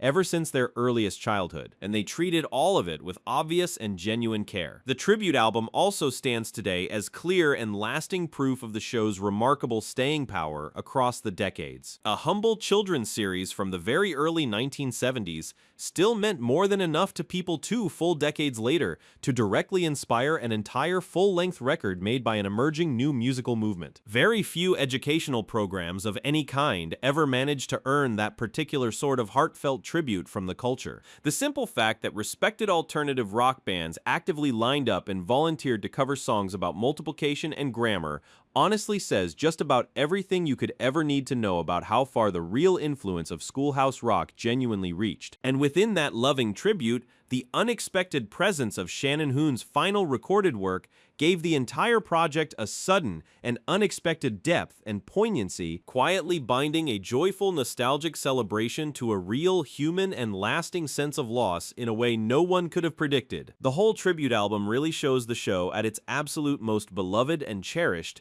treasured deeply by all grown fans, who proudly carried its little songs forward into their own serious adult art. That level of genuine devotion only truly makes sense because the original lessons themselves were so carefully and skillfully built to last for a lifetime. But that lasting value and durability never came from the catchy tunes all on their own, as important as they were. Sitting quietly behind every single song was a serious, unwavering commitment to getting every last fact exactly right. A hidden commitment that the vast majority of watching viewers never once saw or even suspected. Because long before a single note of any song was ever animated and put on screen, every lesson first had to pass carefully through a set of expert hands to make absolutely sure that the teaching inside it was completely accurate. And that quiet, invisible step is honestly one of the show's single most overlooked secrets of all. For all of its playful jazz music and its hidden background mischief, Schoolhouse Rock actually took the matter of pure accuracy seriously, in a way that almost no one in the audience ever truly realized. Before a single frame of any segment was ever drawn, every song first had to pass carefully through the hands of real education experts to make absolutely certain that the teaching inside it was completely correct. This fits the Weird Facts title because it quietly hides a whole layer of genuine rigor and discipline underneath all the obvious fun. A show that was born inside a busy advertising agency and that was completely full of hidden jokes and cleverly sped up voices was also at the very same time remarkably disciplined and careful about getting every single fact exactly right. The main gatekeeper for all of that important accuracy was a genuinely respected institution, devoted entirely to the study of how children actually learn best. And its quiet involvement fundamentally changes how the whole show can and should be understood by anyone looking closely. The lyrics of the songs were carefully reviewed by the Bank Street College of Education, a well-known and respected school focused specifically on the science of childhood learning and effective teaching methods. Before any given song was allowed to move forward into production, Bank Street checked over the lyrics for accuracy to make certain that the lessons buried inside them were completely sound and correct. That single step effectively placed real trained educators directly between the songwriters and the young audience. The catchy little hooks written by jazz musicians and clever admin did not simply air out into the world on faith and hope alone. They were carefully held up and measured against the demanding standards of people who genuinely studied how children absorb and retain new information. It was honestly a very smart and rather humble move on the part of the creative team. The talented crew already knew exactly how to make things catchy and memorable for kids, and so they wisely chose to lean heavily on the outside educators to make absolutely sure that whatever the children ended up remembering so well would actually turn out to be completely true. The specific timing of that expert review mattered enormously to the whole process. The all-important accuracy check happened before the animation was done, which was by far the single most expensive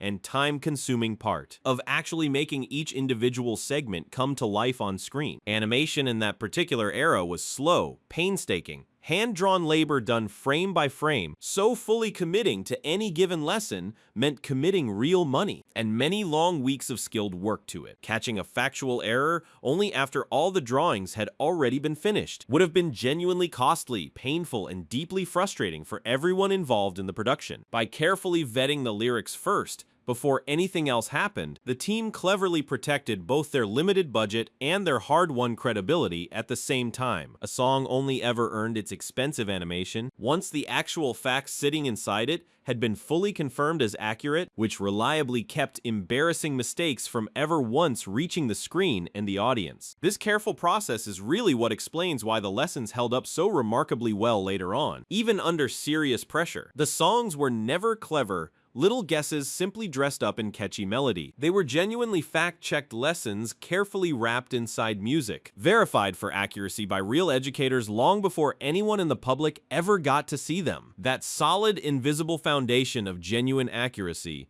is the quiet underlying reason the material could later be trusted so completely far beyond a young child's bedroom. When teaching manages to be both truly memorable and completely correct at the same time, it can safely travel out into serious professional settings without ever once falling apart under real scrutiny. So the very same deep care that first put trained educators into the review room is exactly what later allowed the songs to earn genuine respect from demanding people who required real, verifiable accuracy in everything. The rigor itself was completely invisible up on the screen, and yet it quietly shaped absolutely everything that the trusting audience ultimately received. There is a much deeper point buried in here about the true nature of the whole show. Schoolhouse Rock is very often fondly remembered as pure entertainment that just happened to teach a few things along the way, but the underlying reality was actually much closer to careful, disciplined education. That just happened to also be genuinely entertaining. The advertising background of the team gave the show all its irresistible hooks, the jazz music gave it all its warmth and charm, and the outside educators gave it all its essential truth and accuracy. All three of those separate elements had to work together in harmony, and the careful review by real teachers was the specific part that quietly kept the whole ambitious thing completely honest. That difficult balance is genuinely rare and remarkably hard to strike well in practice. Plenty of fun children's shows are notoriously sloppy and careless with their facts, and plenty of accurate ones are painfully dull and forgettable, and yet this one particular series somehow managed to be both completely correct and completely delightful at the very same time. The show's deep commitment to accuracy ended up paying off in ways that the creators could actually see and measure clearly. A show that was this genuinely careful and this reliably catchy was always going to eventually draw serious attention from the very industry that it was quietly a part of. Getting all the facts exactly right and all the songs perfectly catchy is genuinely one impressive thing to accomplish, but actually earning the real respect and recognition of the wider TV world is another thing entirely. And Schoolhouse Rock somehow managed to do exactly that too, because a humble little project that had originally started life as nothing more than an advertising agency experiment went on to collect some of the single highest honors that all of American television has to offer, clearly proving its genuine quality far beyond the walls of any child's living room. An ad agency side project won 4 Emmys. Schoolhouse Rock did not simply manage to charm young children and quietly impress a few working professionals along the way. It also went on to win over the entire television industry itself, steadily collecting a genuinely impressive stack of major awards awards that very few educational programs of any kind have ever come close to reaching. This fits the Weird Facts title precisely because of the enormous gap between where the show originally came from and just how high it eventually managed to climb. A commercial experiment first cooked up inside an ordinary advertising agency somehow ended up being honored and celebrated among the very best work in all of American television. The true scale of that recognition is honestly very easy to overlook and take for granted today. But once you fully grasp it,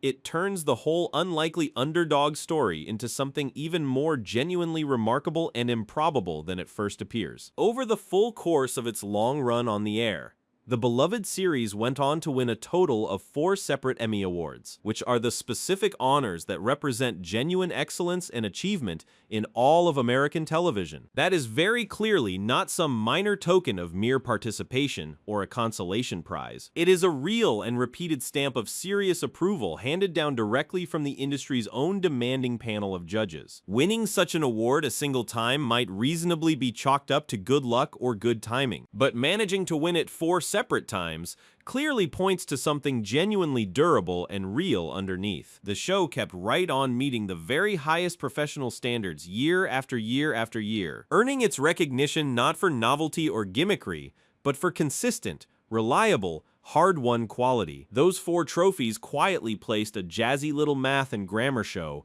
right alongside the most respected and prestigious work being made anywhere on TV at the time, a rarefied company that it honestly had no obvious right to keep given its extremely humble and unglamorous commercial origins. Those very origins are, of course, exactly what make the 4 awards so genuinely surprising in the first place. The whole show had been created as a straightforward commercial venture by a working advertising agency, born directly out of the busy world of selling products and services rather than the traditional world of educating young children. That kind of background could very easily have produced something shallow and forgettable, a slick little jingle machine with no real lasting substance behind it at all. Instead, the sharp advertising mindset of the team was carefully aimed squarely at genuine learning, and it went on to produce one of the single most successful educational projects in the entire history of American television. The real lesson buried in all of this is that the commercial instinct, when it is carefully pointed in exactly the right direction, actually became a genuine strength rather than a weakness. The very same professional skills normally used to make products completely unforgettable to consumers were instead used to make grammar and civics completely unforgettable to children, and the impressive results earned real, lasting acclaim. The steady stream of awards also quietly settled an old and nagging question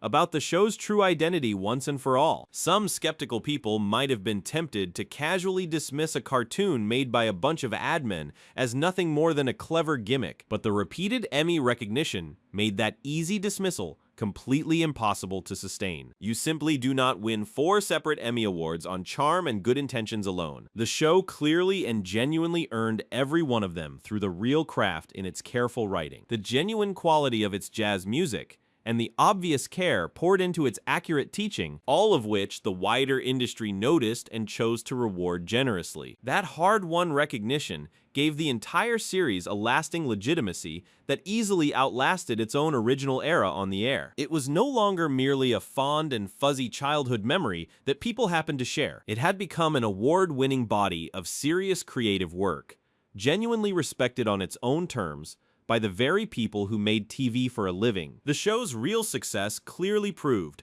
once and for all, that education and entertainment did not actually have to be natural enemies locked in permanent opposition. The whole series powerfully demonstrated that a real lesson could be both completely accurate and genuinely delightful at the same time, and that such a rare and difficult combination could actually reach the very highest levels of professional achievement. That living proof mattered a great deal, and it mattered far beyond the boundaries of any single TV series. It stood as clear, undeniable evidence that clever songwriting combined with tight, careful animation could genuinely teach real and lasting lessons, and that the difficult effort involved would ultimately be honored and celebrated rather than ignored and forgotten. In an entire TV era, when the Saturday morning lineup was so very often loud, chaotic, and completely empty of any real substance, Schoolhouse Rock managed to rise well above all of the surrounding noise and then collected the awards to firmly prove it. And it did all of that from a humble start that honestly no one in their right mind would ever have bet on succeeding. For all of that well-deserved outside praise and recognition, though,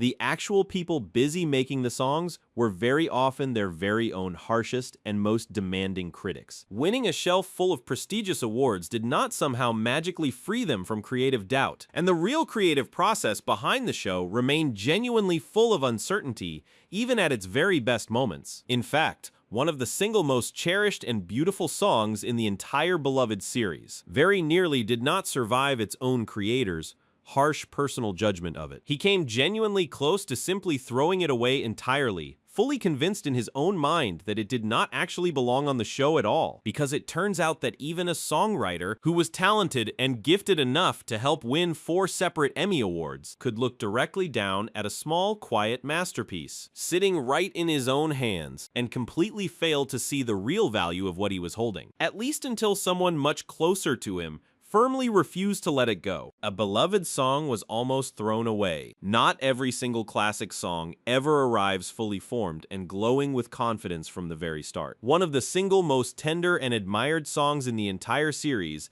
very nearly ended up discarded and forgotten in the trash, thrown away by the very same man who had actually written it, simply because he genuinely doubted its worth and its place. This fits the Weird Facts title, because it clearly shows just how close a genuine masterpiece once came to vanishing from existence completely and forever. The beloved song only survives and endures today because someone else nearby actively stepped in at just the right moment and firmly insisted that it was far too good to ever be lost. The song at the heart of this near disaster was Figure 8, a quiet, gentle, and hauntingly beautiful multiplication tune, and remarkably, its last-minute rescue came from a genuinely unexpected corner of the songwriter's own personal life. Figure 8 stands almost completely apart from the rest of the entire series in its distinctive tone and feel, where the vast majority of the show's segments are famously bouncy, fast, and relentlessly bright. This particular one is instead slow, gentle, and almost dreamlike in its quality, offering a soft and reflective meditation built carefully around the number 8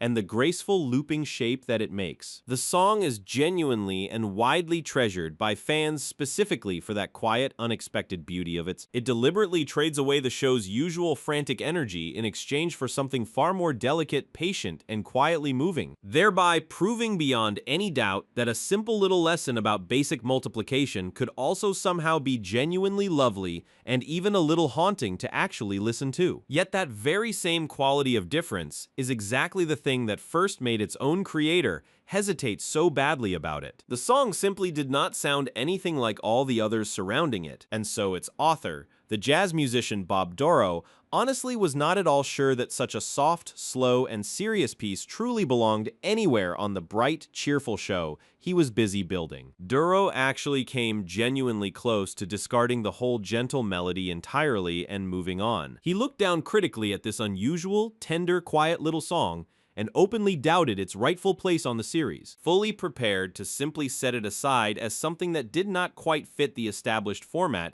he had worked so hard to create. What ultimately ended up saving the song from that fate was a single trusted voice that he deeply respected. His own wife firmly thought that the song was simply far too good to ever throw away, and her genuine belief in the quiet beauty of the melody pushed back directly and effectively against her husband's own nagging creative uncertainty about it. Her simple, confident judgment made all the difference in the world in the end, because she clearly recognized and valued the real beauty that he himself had been fully prepared to dismiss and discard. A genuinely lovely song that might otherwise have disappeared from the world forever was instead kept safely alive and eventually given its real chance to reach and move a huge audience. The whole small story genuinely reveals just how deeply uncertain even truly great and gifted creators can sometimes be about the real value of their own work. Dorough was, without any doubt, a genuinely gifted and accomplished composer, and yet he could still hold something quietly remarkable right there in his own two hands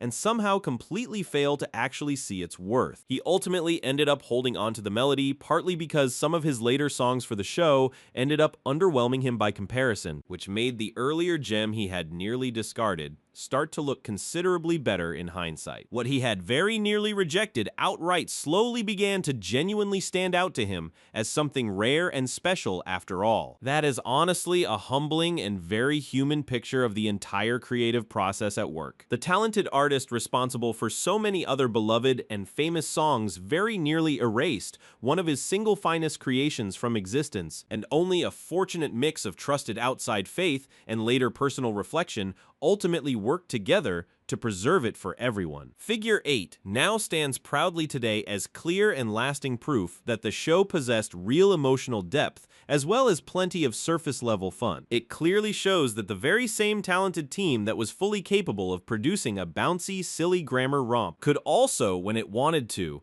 produce a genuine piece of quiet, lasting, and unexpected beauty. The song's narrow survival also carries within it a gentle but important warning about the corrosive nature of creative doubt. Creators themselves are very often not actually the best or most reliable judges of their own work at all, and sometimes the trusted people standing around them can see clearly and immediately exactly what the struggling artist himself simply cannot manage to see. Had that crucial outside faith been entirely missing at that key moment, one of the series' single most beautiful and moving segments would simply have been lost to the world forever, and not a single watching viewer would ever have even known what remarkable thing they had actually been missing all along. The near loss of a single beautiful song is really a small and quiet personal drama, one that was ultimately resolved gently by a single trusted voice at home. But the show as a whole would eventually go on to face a far bigger and more public threat to its very existence. A genuine disappearance that ended up lasting for years on end rather than mere moments. After its first great and celebrated run finally came to an end, Schoolhouse Rock was quietly taken off the air completely, and for a real stretch of time, it genuinely looked as though the beloved songs might simply fade away into distant memory for good. Remembered fondly by adults, but effectively gone from the world. Because what finally ended up bringing the whole cherished series roaring triumphantly back to life again was not a powerful network or a wealthy studio at all, but instead a single determined college student who simply and stubbornly refused to accept that it was all truly over for good. A college student's petition brought the show back. Genuinely great shows usually only ever return to the air, because some powerful company somewhere finally sees a fresh opportunity to make money from them again. Schoolhouse Rock, however, came back for a completely different and far more heartwarming reason entirely. It returned to TV simply because one single determined college student loved it deeply enough to actively fight for its full revival. This fits the Weird Facts title because it hands the enormous power of a genuine national comeback directly to one ordinary young fan. No slick executive in a boardroom ever dreamed up the show's return. A student did all on her own, and her sheer personal passion and stubbornness set the entire improbable thing into motion. That one student's determined campaign ultimately managed to turn simple nostalgia into real, concrete action, and in doing so, it powerfully proved that the devoted audience itself could actually resurrect a beloved show that the industry had long since carelessly left behind for dead. By the middle of the 1980s, the show's celebrated original run had finally come to a quiet end. In the year 1985, the beloved series was pulled from the network entirely to make room for a different program in the schedule, and the cherished old segments quietly slipped out of their regular rotation and off the airwaves. For several long years afterward, the show survived only in scattered memory. The very children who had once grown up happily singing all of its catchy songs were now steadily becoming adults themselves, still carrying the familiar old tunes around in their heads, while the actual series itself sat completely quiet, unused, and largely forgotten by the industry. That deep silence honestly might have simply lasted forever without any intervention. Plenty of once beloved shows quietly disappear from the air and then never once returned. Remembered afterward only in scattered, wistful conversations about the fondly recalled good old days of Saturday morning television long ago, the whole unlikely revival actually began with a single student attending the University of Connecticut named Jennifer Wood. Her deep, genuine, and abiding affection for the old show eventually turned itself into a real, organized campaign, and her determined petition drive actively pushed hard for the beloved series to be fully revived and returned to a new generation. She very obviously did not have the enormous power of a television network or the deep budget of a major studio behind her at all. What she did have instead was pure determination and a genuine, unshakable belief that these particular songs truly deserved to reach and teach a whole new generation of children, and she carefully organized that strong belief into real, effective pressure that simply could not be ignored forever. Her sustained effort is honestly a striking and inspiring real-world example of just how much one single genuinely committed person can actually accomplish against the odds. A single college student, armed with little more than her nostalgia and her stubborn persistence, quietly set out to bring back a real piece of television history. And against all reasonable expectations, she actually succeeded in the end. The determined campaign, remarkably, actually worked in the end. It directly helped to spark a full revival of the show that ran from 1993 all the way through 1996, triumphantly bringing the beloved series back to an entirely new generation of young children who had never once had the chance to see any of the original segments before. The comeback was also far more than just a simple batch of old reruns dusted off for a new audience. It actually included brand new, freshly produced material as well, with several new segments added to the growing lineup, including new lessons in grammar, and a whole new set of catchy songs all about money and basic economics for kids. So the show did not merely return quietly to the air after its long absence. It actually grew and expanded in the process, reaching outward into new subjects and connecting with new young viewers, and all of it happened simply because one single devoted young fan decided that the wider world still genuinely needed these particular songs in it. The whole story is a genuinely rare and deeply heartwarming real-world example of a single ordinary fan actually managing to change history through sheer will. Most people who deeply love a canceled show can really only ever sit around and complain bitterly about its loss. But Jennifer Wood instead chose to turn all of her love into a real organized movement, and then actually got concrete results from it. It also powerfully reveals just how deeply the beloved series had genuinely rooted itself into people's hearts over the years. A show only ever manages to inspire that particular fierce and active kind of loyalty in its fans when it has truly and deeply mattered to them, and the sheer strength of her successful campaign was itself clear proof of the enormous affection that the little songs had quietly earned. The full revival that she personally helped to launch went on to keep Schoolhouse Rock completely alive and genuinely relevant for years to come, carefully carrying it forward into a whole new era that its original creators back in the early days could hardly ever have even imagined. That whole surprising new lease on life ended up setting the stage for an even longer and more remarkable future for the show. Once the beloved series had clearly proven that it could successfully return to the air, and even grow in the process, it was perfectly positioned to survive and thrive well into a new world of new technology and new cultural expectations. The many decades that quietly followed went on to bring the show national honors, widespread streaming availability, and several careful little edits, along with one genuinely star-studded celebration that clearly showed just how deeply beloved the whole series had truly become to so many people over the long years. Because the entire modern chapter of Schoolhouse Rock is honestly packed completely full of its own surprising twists and turns, ranging all the way from serious national recognition to careful safety changes, and finally to a glittering star-filled anniversary event that proudly put all the old songs right back onto primetime TV for a whole new audience. Disclaimers, safety edits, and a national honor. The modern life of Schoolhouse Rock is honestly completely full of strange, revealing, and genuinely telling little details. As the beloved old show gradually moved into the new streaming age, it steadily collected national honors, careful new warnings, and even a few real safety edits along the way. And all of them together are clear signs of exactly how a classic 1970s series carefully adapts itself to survive in an entirely new century. This fits the Weird Facts title because it clearly shows a treasured childhood favorite being quietly reshaped and adjusted for modern eyes and modern sensibilities. The very same songs that once aired freely without a single second thought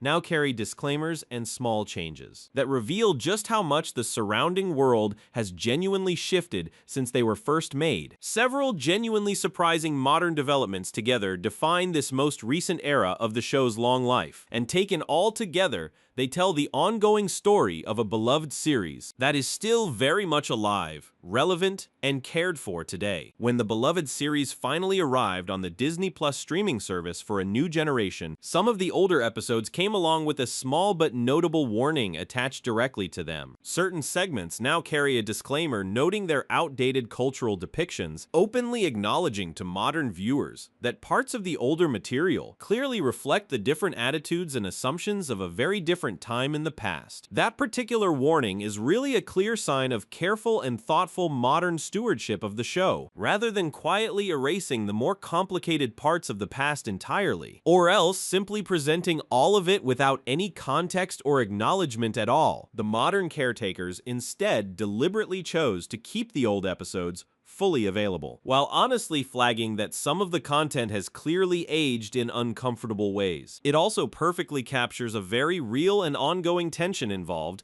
in preserving any older piece of media for a modern audience. The show is genuinely a treasured piece of cultural history worth keeping, and yet real history inevitably includes elements that a modern audience may honestly find dated or troubling, and the careful disclaimer tries hard to honor both of those competing truths at the very same time. One particular modern change went well beyond mere words on a screen and reached directly into the realm of genuine physical safety. The segment called Electricity had originally featured very bright, rapid flashing visuals. Exactly the kind of quick, intense flickering that can actually be genuinely dangerous for certain vulnerable viewers watching at home. Specifically, in order to protect those people who are at real risk, the flashing lights in the segment were carefully toned down to reduce the genuine danger of triggering photosensitive epilepsy, thoughtfully adjusting the original hand-drawn animation itself to meet the much stricter modern standards for basic viewer safety and health. That single careful edit clearly shows just how much real awareness has genuinely grown and improved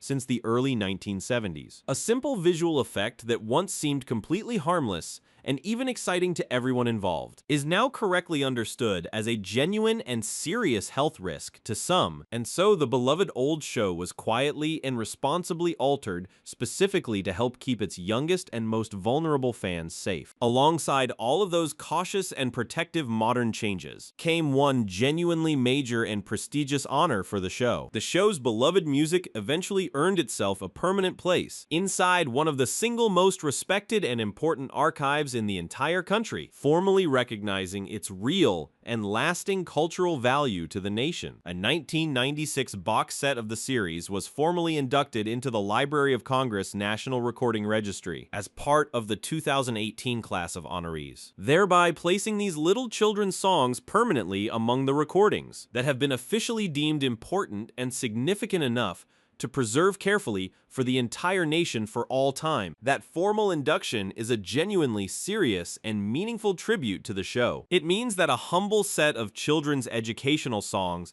that were originally born inside an ordinary advertising agency, now sits proudly within the official national record of culturally significant American audio, formally protected and preserved as a real and valued part of the country's shared cultural heritage. The whole long celebration of the show eventually reached its glittering peak with one grand and memorable anniversary special. On February 1st of 2023, a 50th anniversary sing-along special aired on the ABC network, triumphantly bringing all the beloved old songs back to primetime television. For one more big celebration in front of a whole new audience, the star-studded special was hosted by the very well-known TV personality, Ryan Seacrest, and it gathered together a genuinely striking and impressive mix of famous stars to take part. The list of performers included the popular group, the Black Eyed Peas, the well-known singer, Nenny-O, and even the beloved Muppets themselves, all of them happily joining in together to honor the old lessons and the old songs. That truly remarkable lineup of talent says just about everything you could ever need to know about the show's incredible staying power over the decades. A full 50 years after it very first began airing, major celebrities and beloved characters alike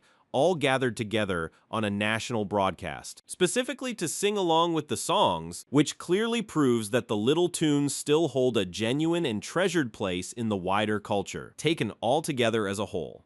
These various modern touches paint a genuinely complete and satisfying final picture of the show today. It is clearly honored, carefully protected, thoughtfully updated, and joyfully celebrated all at the same time, treated by everyone involved as both a truly living favorite and a real piece of important history that is genuinely worth guarding carefully for the future. That level of careful, respectful handling really only ever happens for something that people genuinely and deeply love, and the striking combination of thoughtful disclaimers, protective safety edits, and prestigious national honors clearly shows just how seriously the show's whole legacy is now taken by everyone. Yet all of this modern celebration and careful preservation ultimately traces right back to a beginning that was honestly far shakier and more uncertain than any of it looks today. That humble beginning very nearly gave the beloved show a completely different name, and it also dragged the whole fragile project straight toward a lawsuit before it had even properly started at all. It was almost called Scholastic Rock. Before the beloved show ever became the household name that we all know and remember so well today,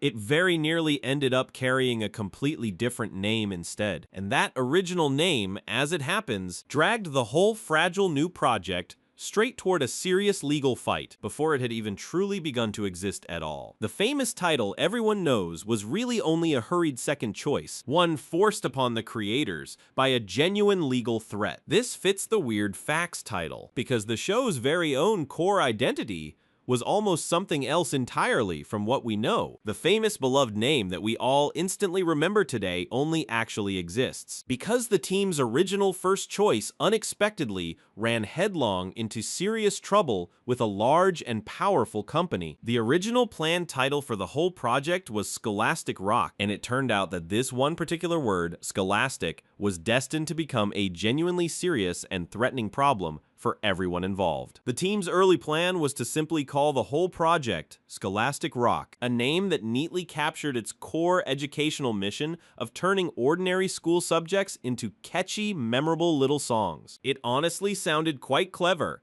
and completely fitting for a brand new series that had been specifically built to make real classroom learning finally stick in a child's mind. But that particular word, scholastic, already very much belonged to someone else out in the world. Scholastic Inc. was a genuinely major and well-established publishing company, one that was widely known and respected for its books and its many educational materials, and it therefore held a strong and legitimate claim to that specific name within the entire world of learning and education. A brand new little TV show attempting to use that very same word, right in the same educational space, was almost always going to attract some serious and unwanted attention. When a small fledgling project casually borrows a name so extremely close to that of a large and well-established brand, the much larger company involved tends to take real notice of it very quickly indeed. Scholastic Inc. did exactly and precisely that in response. According to the show's own detailed history,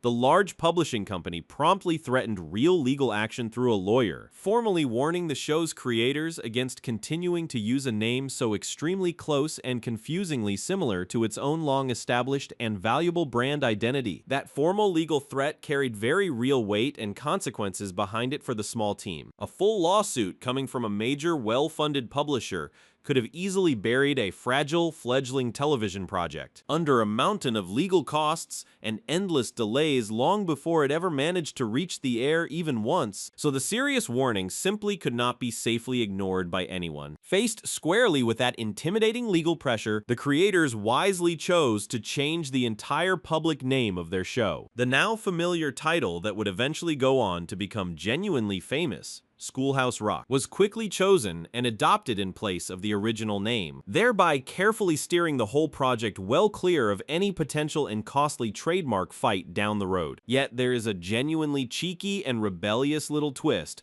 buried right inside this whole naming story. Even after publicly backing away from the disputed name for the actual show itself, the defiant creative team quietly went ahead and kept the very same contested word alive and well, in a different place that many people never once noticed. The actual production company sitting behind the entire series was formally named Scholastic Rock, Inc., and the stubborn creators deliberately chose to keep that particular company name anyway, in spite of the serious legal threat that had already reshaped the show's public title. The very word they had been sternly warned against using quietly lived on inside the business itself. That small, quiet act of gentle defiance honestly fits the mischievous personality of the crew that we have already seen so clearly throughout this entire list. The very same team that cheerfully hid affectionate names in the background graffiti and slipped private jokes into the frames also quietly tucked the forbidden contested name right into their own company, keeping it deliberately just out of the bright public spotlight. The whole naming drama clearly reveals just how commercial and fiercely competitive the show's real surrounding world actually was from the very beginning. This was never some quiet, gentle little classroom project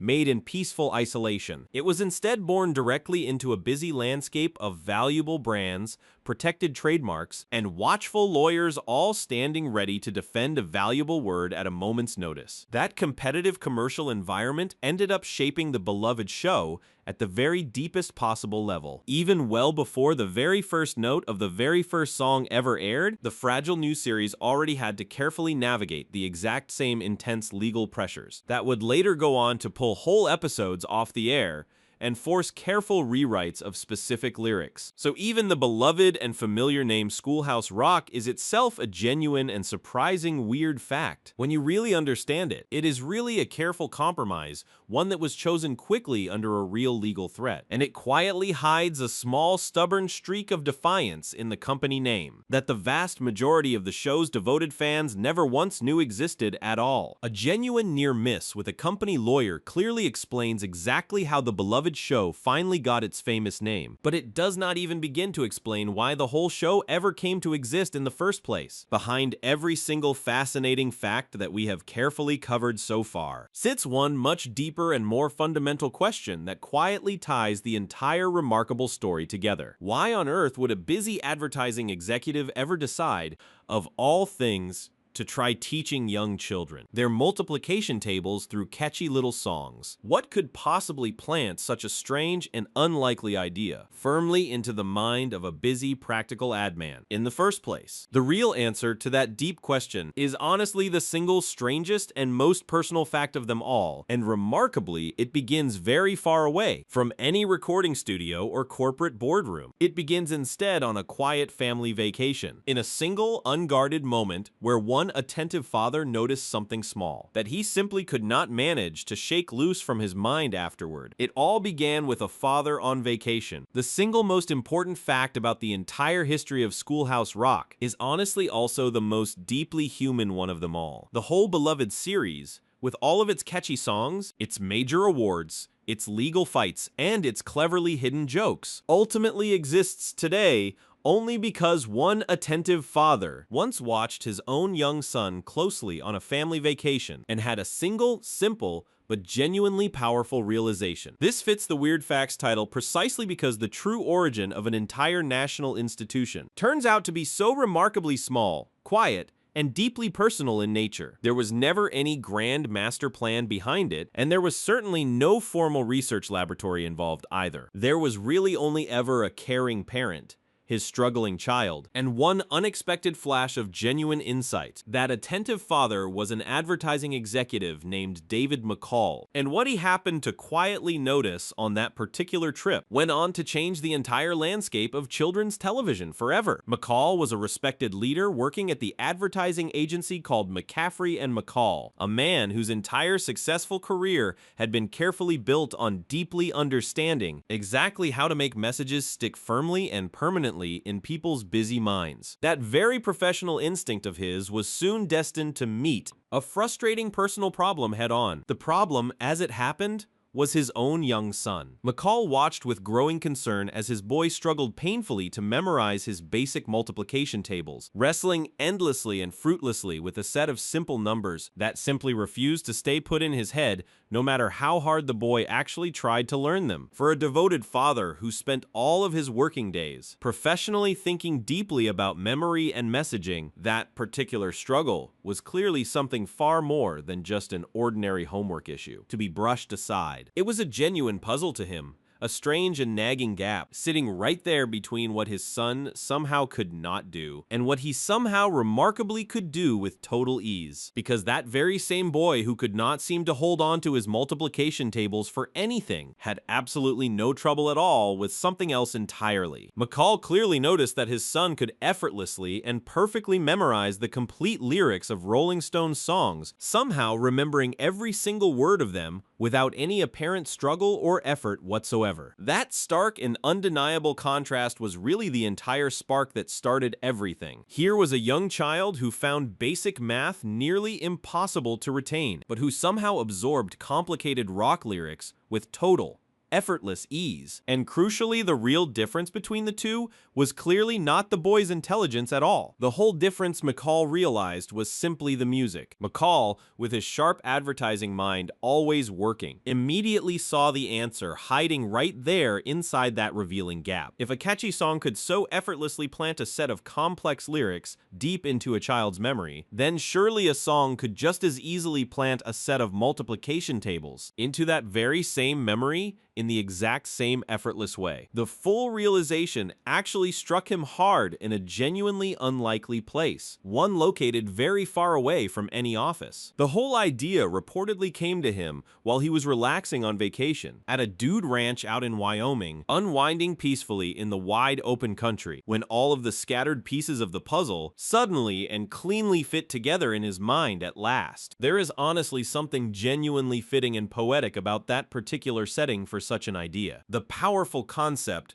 that would go on to fill millions of Saturday mornings for decades was not coldly born inside a corporate boardroom or a sterile classroom at all. It was instead born on a relaxed family trip in a single, quiet, unguarded moment of a father simply choosing to pay close and loving attention to his own child. That is the exact vacation moment that this entire video has been carefully building toward this whole time. One attentive parent, quietly watching his struggling son out on a Wyoming ranch, suddenly connected the power of rock music directly to the challenge of learning math, and in doing so, he quietly lit the long fuse for absolutely everything that would eventually follow. McCall wasted little time in turning that single powerful insight directly into real, concrete action. He soon brought in the talented jazz musician Bob Duro, and specifically asked him to write a catchy song that would actually teach children multiplication, and that specific request directly produced 3 is a Magic Number, the very same gentle tune that would eventually go on to launch the entire beloved series. Then, of course, came the essential visuals to match the music. The talented illustrator Tom Yohee soon joined the growing effort and added the distinctive animation that gave all the songs their unforgettable look, carefully pairing memorable, charming pictures with the already memorable and catchy music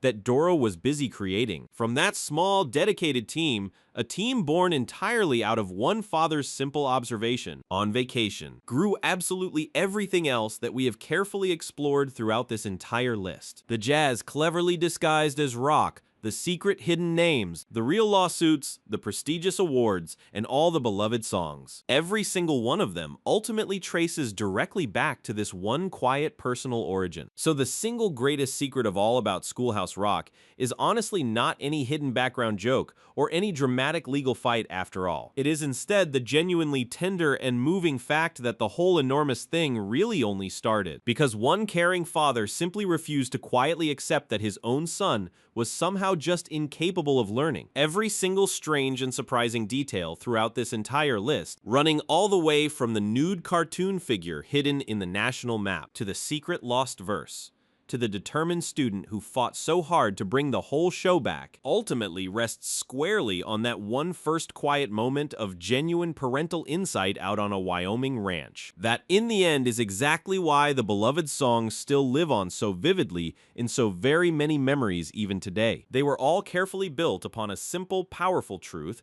that one attentive father happened to discover just by lovingly watching his own child. And that single quiet truth went on to transform a simple idea into one of the single most beloved and effective teaching tools in the entire history of television.